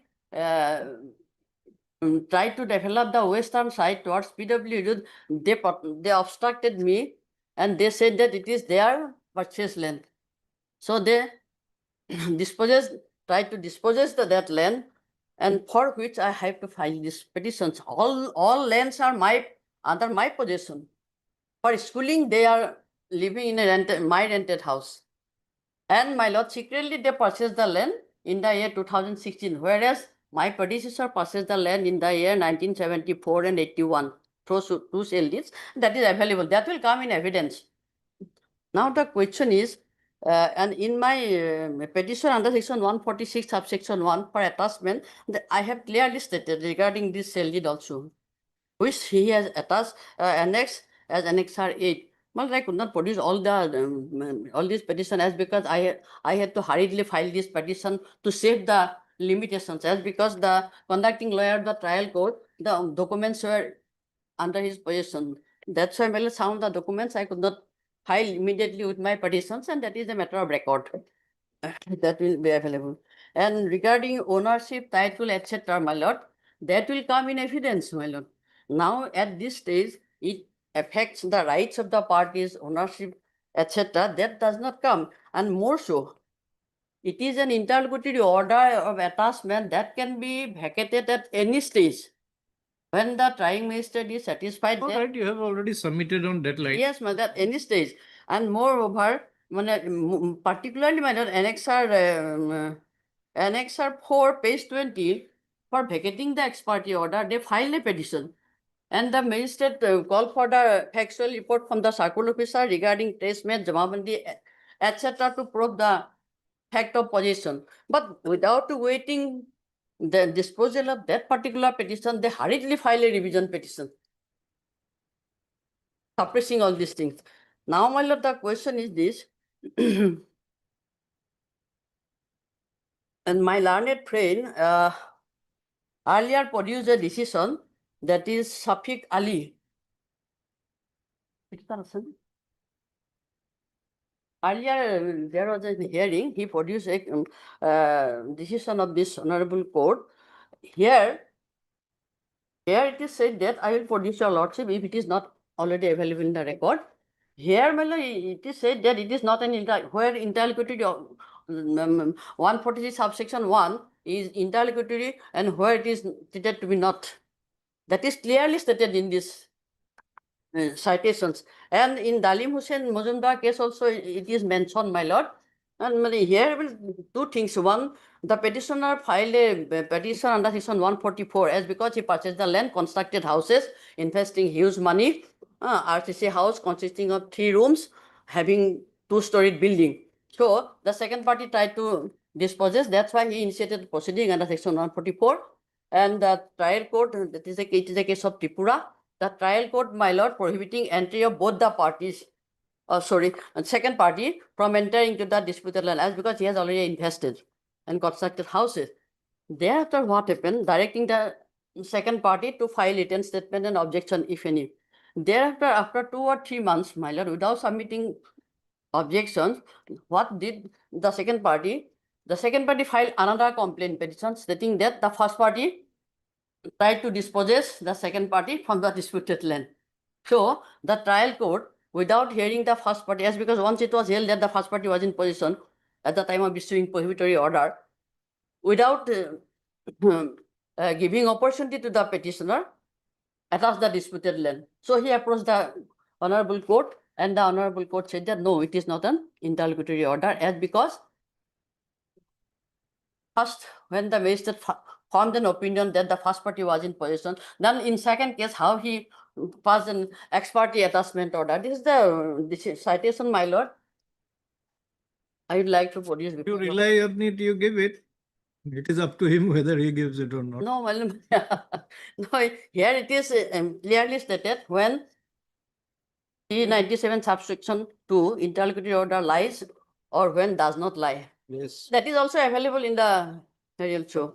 Now my question is this: when the matter is in the session of the trial court, as per petition submitted by the petitioner for vacating ex parte order, without disposal of that petition, that may be still, if their contention is true, that may be vacated. Although it is, I not admitted the fact, if it is correct, after hearing the parties on that particular petition, magistrate may vacate the ex parte order, but without awaiting that petition, he hurriedly filed this revision. That's why this honorable court was pleased to stay the order passed by the learned court. And in the second case, he has already submitted second case also regarding 482. I will produce your lordship citation also. Second case, who is the petitioner? You. I am the petitioner for quashing the entire proceeding. He has already submitted all these things in his submissions, my lord. That covers these contentions also, civil nature. Only the civil nature, my lord.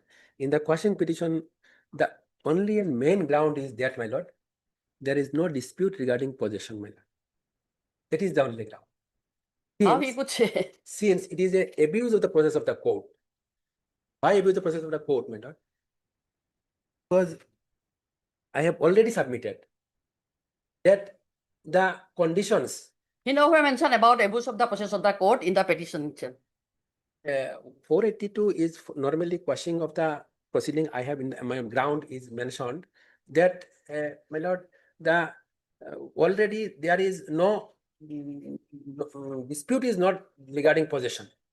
Admitted position is that I am in possession. So what is to be decided by the Who admitted? Why you repeated the same thing? my comment কৰিলে বাইদেউ?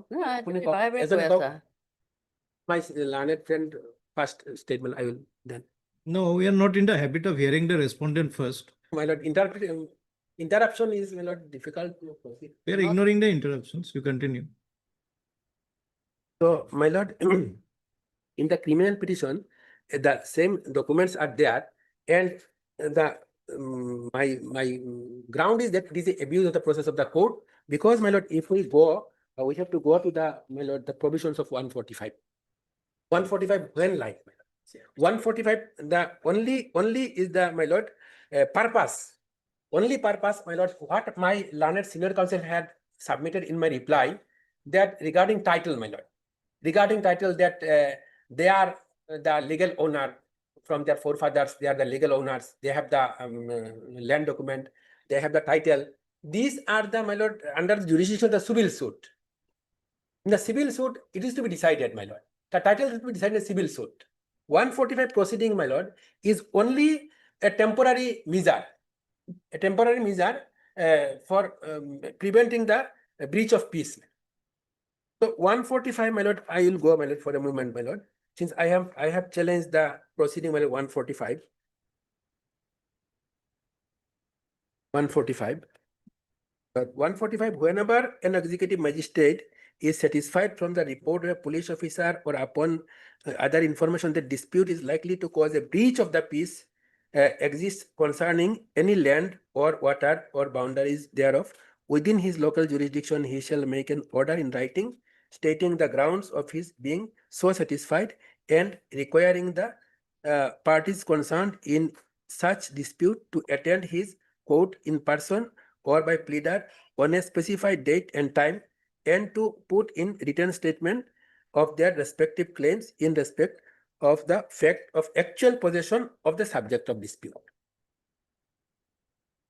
So, my lord, the very first provision 145(1) is to provide the magistrate the information, the evidence. No, before that, Yes. you have preferred this criminal petition for quashing. Yes, entire proceeding. Suppose it is quashed, this Yes. is allowed. Yes. Then what happens to this criminal revision? Yes, It will automatically go, my lord. Then Automatically why should go. you burden the court with the revision first? My lord, if Why are you asking the court to decide two cases? my lord, I am submitting. If the revision petition allowed, my lord, then the proceeding will survive. 145 will survive. I will to fight the 145, my lord. If the revision No. is succeeded, my lord. Before that, this was the first case which should have been argued. My lord, my and Petition, because whatever my lord, whatever I have submitted, my lord, in a revision petition, my lord, that will be my submission in this 145, my lord. That was filed in the year 2023. I have fairly submitted, my lord, in the revision petition that there is no ingredient to proceed 145 proceeding, my lord. Now, from this provision, my lord, it is clear that, my lord, to the materials to be provided to the magistrate to decide the fact of actual possession from one, my lord. The magistrate will decide the fact of actual possession, and this is my case in both the cases, my lord. that the position is admittedly, my lord, my possession, that it is prima facie from the petition itself, my lord. They have admitted. Then, my lord, where is the my lord ingredient? What is to be decided by the 145 by the magistrate, my lord? So if revision petition, my lord, is, my lord, allowed, then, my lord, the magistrate will go with the 145 proceeding, my lord. I have to face the 145 proceeding, my lord, and which is, my lord, abuse of the process of the court, my lord. Because the very foundation of the, my lord, proceeding, is the very foundation is the petition, my lord. I have already read about the petition and lordship before lordship, that they have admitted my possession in the disputed land, my lord. When there is a possession admitted, my possession in the application, my lord, 145 application, where is the, my lord, scope of proceeding, my lord? What is the scope of asking the provide the materials, my lord, as 145(1) I have read, claims as respect to the fact of actual possession. So they have, my lord, admitted that I am in actual possession, my lord. I am in physical possession, my lord. They have filed a title suit for recovery of possession, my lord. They have filed the 145 proceeding mentioning that, my lord, I may be I have not paid the rent, my lord. And in the title suit, they have mentioned I should be evicted, my lord. So, my lord, where is the scope, my lord, of 145 proceeding, my lord? So if the revision is allowed, I have to face the trial in the 145 proceeding, my lord, which is And if the criminal petition is allowed, then the revision becomes infructuous. automatically it will go, my lord. Automatically it will go, my lord. Whole proceeding will go, my lord. So, my lord, I have filed the, my lord, 482 petition, my lord. Because if it is, my lord, allowed, then I have to face the trial. Yes.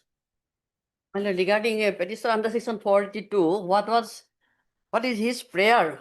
His prayer is to that your lordship may be pleased to set aside and quash the impugn order dated 27/4/22 passed in case number 72 by the learned additional district magistrate Hailakandi, and to set aside the proceeding under case number 148/22 under section 145/46 CRPC pending before the learned additional district magistrate Hailakandi, and be pleased to pass here order. What he said that one for proceeding under section 145 is a temporary proceeding. No, my lord. It is a preliminary step. It is a first step towards the final disposal of the entire proceeding. You cannot say that it is a preliminary steps. So after taking evidence, court will decide as to who is in actual possession until evicted in due course of law. That is the very citation of section 145. So regarding, he said that another reason the suit is of civil nature. So regarding suit is of civil nature, in the second case, I would like to point out your lordship one citation, my lord, that is Patna High Court, Criminal Procedure Code, section 145, 146. I will give your lordship copy. Pending under section 145, reference to civil court. Before ordering reference to civil court, magistrate must apply his mind to the case of the parties and to the evidence, both documentary and evidence. So without evidence, without hearing the parties, how it could be said that the suit is of civil nature? The suit land is entirely, my lord, in our possession. We purchased the land in the way back in the year 1974. So without documentary and affidavit, without hearing, my lord, it cannot be said that the suit is of civil nature. Then number two, regarding 482, when 482 applies. So section inherent jurisdiction under section 482 of the CRPC is an exception, but it is not a rule. So this power is to be exercised very carefully, with careless and caution, my lord. So in this respect, I would like to draw your lordship kind attention in Captain Singh's case. In Captain Singh's case, it is clearly stated that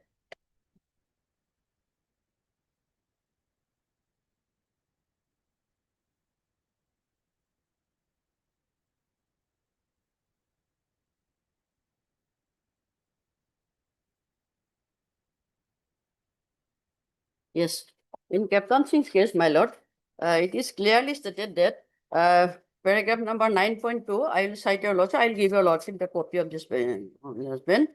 9.2, In captaincy's case, my lord, it refers many other citations also. In Dhruvaram Muridhar Sunar, after considering the decision of this court in Bhajanlal case, it is held by the court that exercise of powers under section 482 CRPC to quash the proceeding is an exception and not a rule. It is further observed that inherent jurisdiction under section 482 CRPC, though wide, is to be exercised sparingly, carefully, with caution, only when such exercise is justified by tests specifically laid down in the section itself.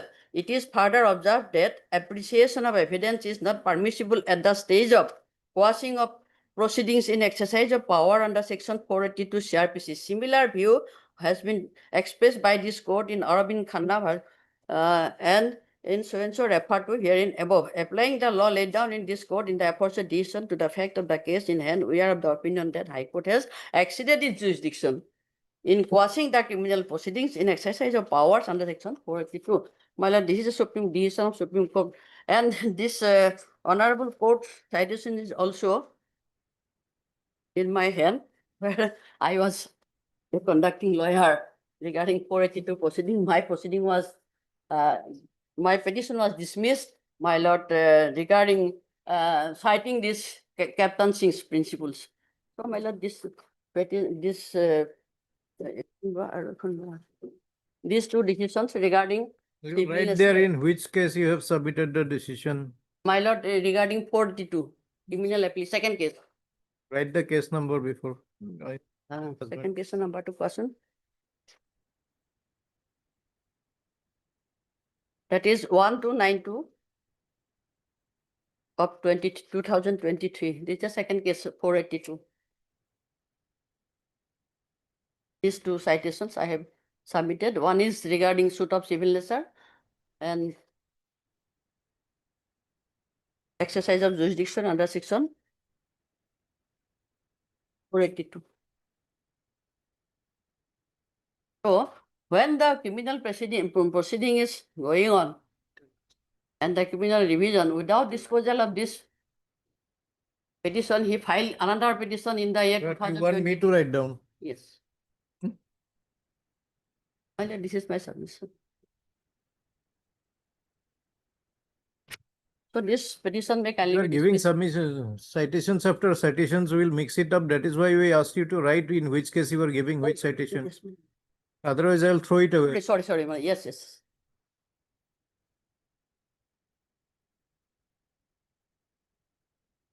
So why is Vicky rules?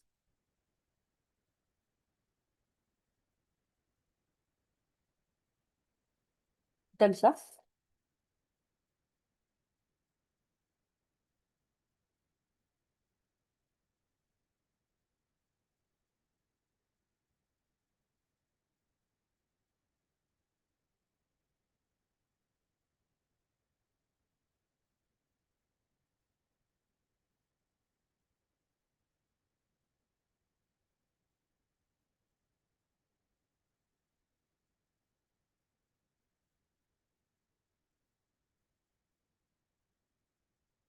Regarding, my lord, the existence of emergency situation, my lord, in the second case, my lord, in my affidavit, I have, this is the second police report.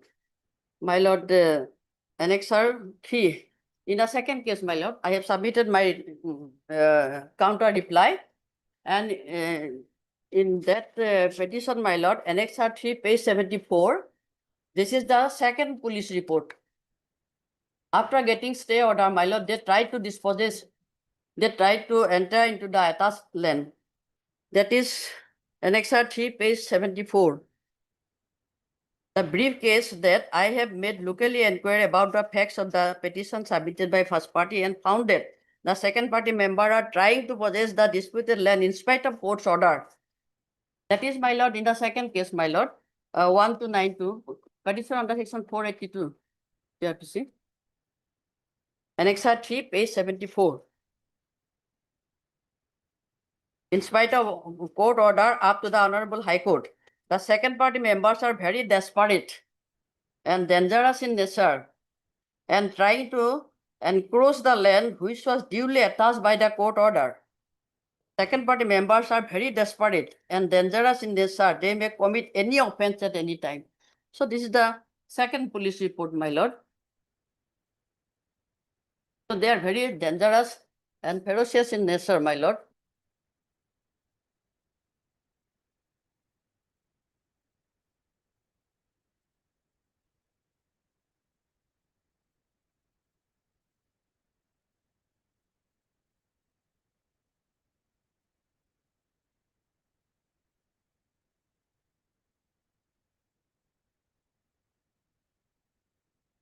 Oh, my lord, the entire, regarding first case, the entire matter may be remanded to the trial court for hearing after producing documents and evidence on records, my lord. The court will decide as to which of the parties was in actual possession of the disputed land. This is my humble service.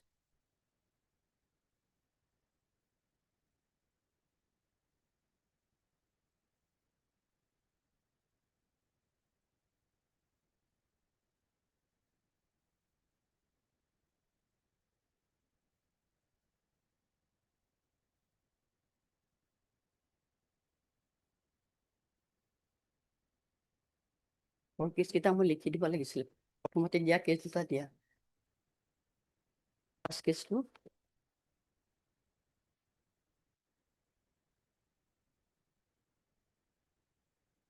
Yes.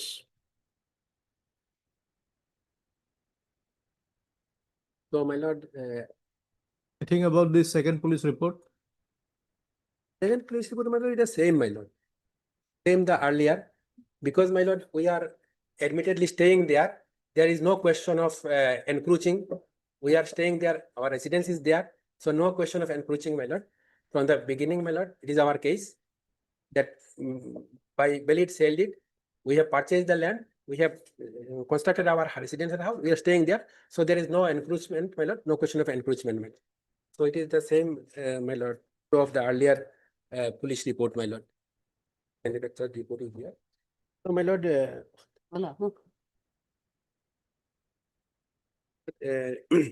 and my lord, regarding the possession, my lord, admitted possession, my lord, my learned senior counsel, my lord, did not answer anything regarding this admitted possession, my lord, of actual possession, my lord. In the repeated submission, my lord, is that they are the owner, they are the title holder, which is the jurisdiction of the civil court, civil nature, my lord. So regarding the actual possession, admitted possession, my lord, there was no answer, my lord, from my learned counsel. Admitted we are in possession, my lord. So, my lord, one citation of Rajasthan High Court regarding quashing, my lord, of my quashing petition, my lord. I will read only two paragraphs, my lord. Rajasthan High Court case, my lord, 2025, my lord, decided on 16/7/25, the Suresh Singh and others case. My lord, I will read only two paragraphs. Paragraph number 8 and 9. Paragraph number 8 and 9.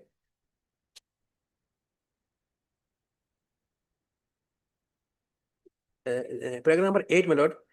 This court is of the considered view that no incident of bloodshed or breach of peace has occurred in the present case with regard to retention of or forceful taking possession of an immovable property, thereof initiation of proceeding under 145 and 146 of the CRPC appears to be unwarranted and uncalled for. Furthermore, if the land in question admittedly belongs to a private individual, then passing an order that fails to specify the duration for which the property shall remain in police custody renders the direction ex officio illegal, vague, and unsustainable.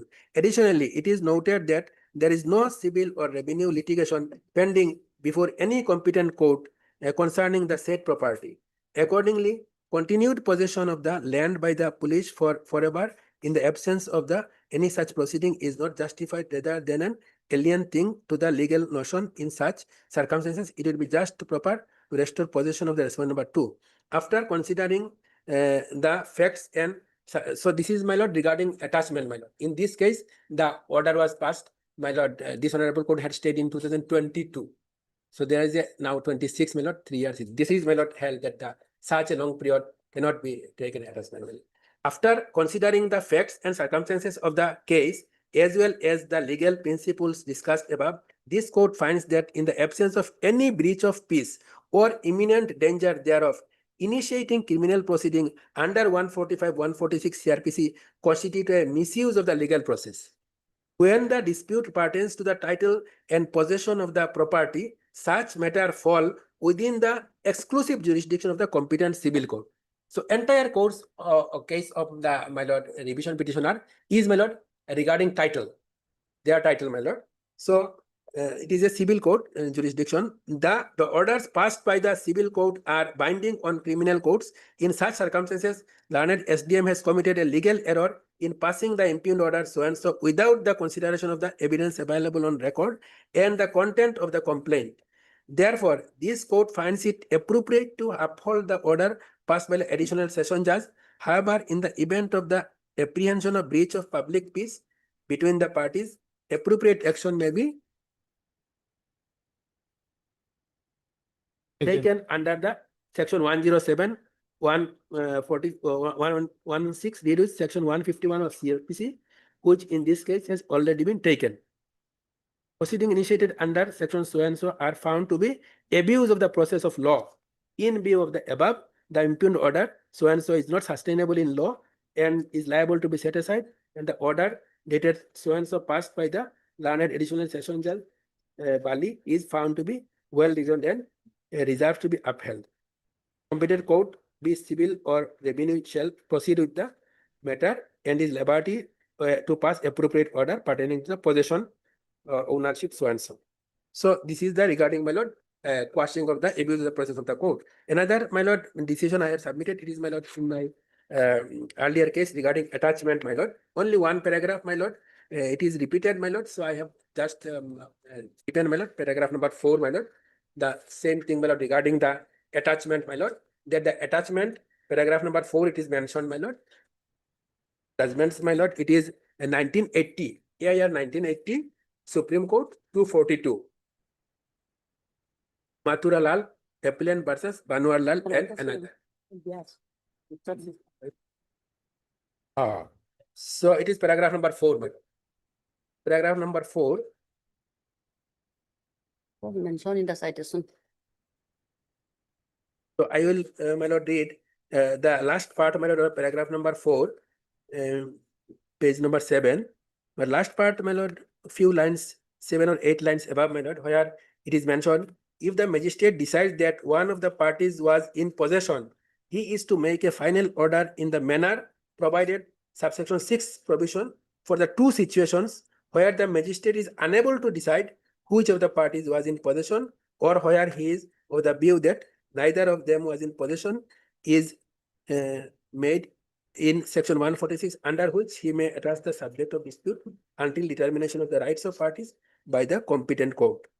The scheme of 141-26, magistrate, on being satisfied about the existence of dispute likely to cause breach of peace, issue preliminary order. So regarding, my lord, this earlier revision petitions, attachment is not as part provisions, my lord. So this is my humble submission, and my lord, since, my lord, there is no dispute regarding, my lord, the possession, which is the object and purpose of 145 and 146, my lord, to determine who is in possession and to prevent the breach of peace, my lord, and tranquility. This is provision. In this case, my lord, this particular is, my lord, peculiar case, my lord, where the actual possession is, my lord, admitted, my lord. So since my humble submission is that, my lord, since the actual possession is admitted, my lord, there is nothing to be determined by the learned executive magistrate. The entire proceeding may be, my lord, set aside, my lord.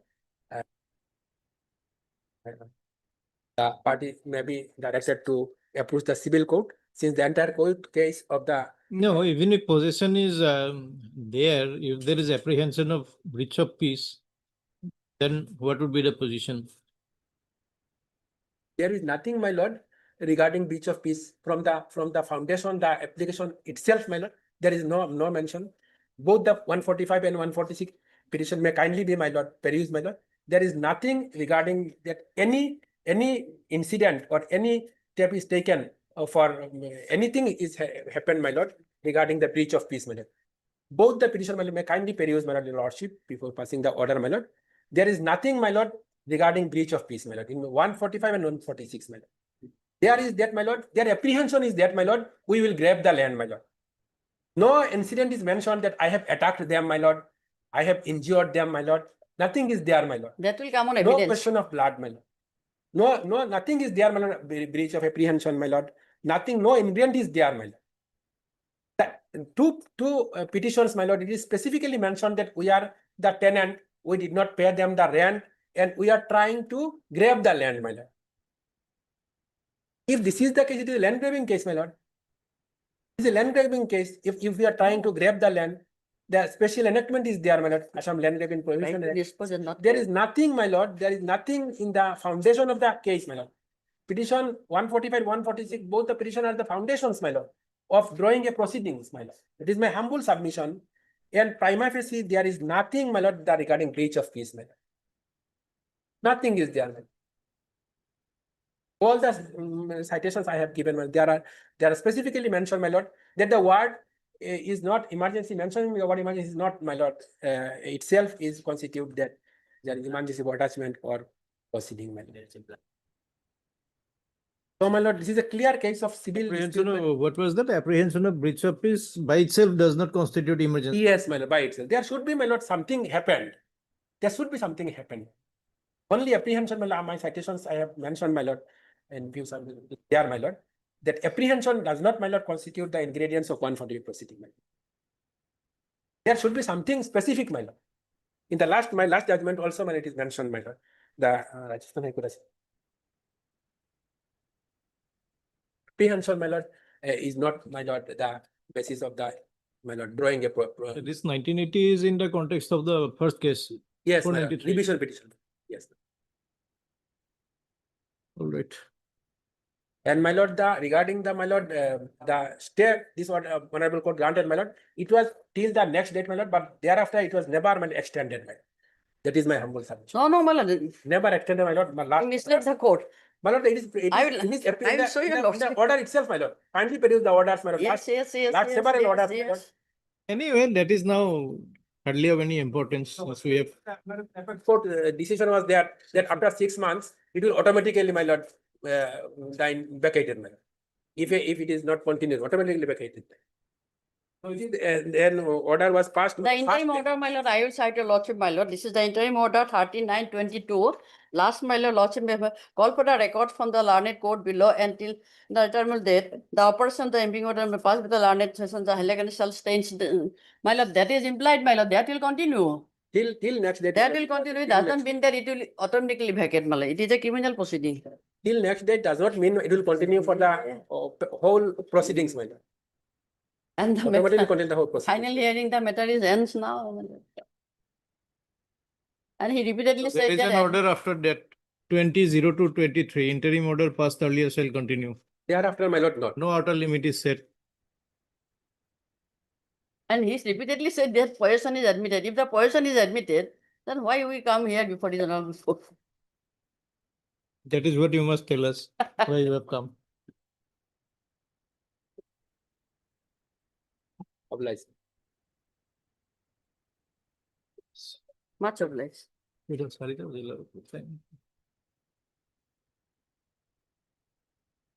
go 3738.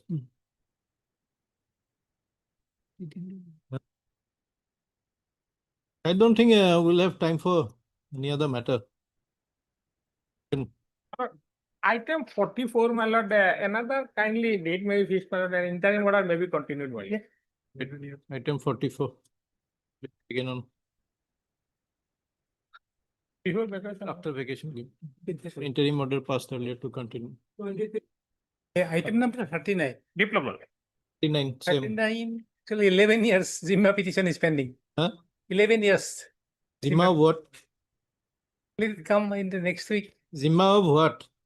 Some steel structures. Eh? Steel structures. Steel. Structures. Structures. I don't know. They're still standing. I don't know. Is it doubtful one? Then have become infructuous by now. No, it has not become issue because they have sought, they say that they have paid money first. Ours is that they took it from us and they say they purchased it for an amount of rupees 7 lakhs. Okay, giving a date after the vacation.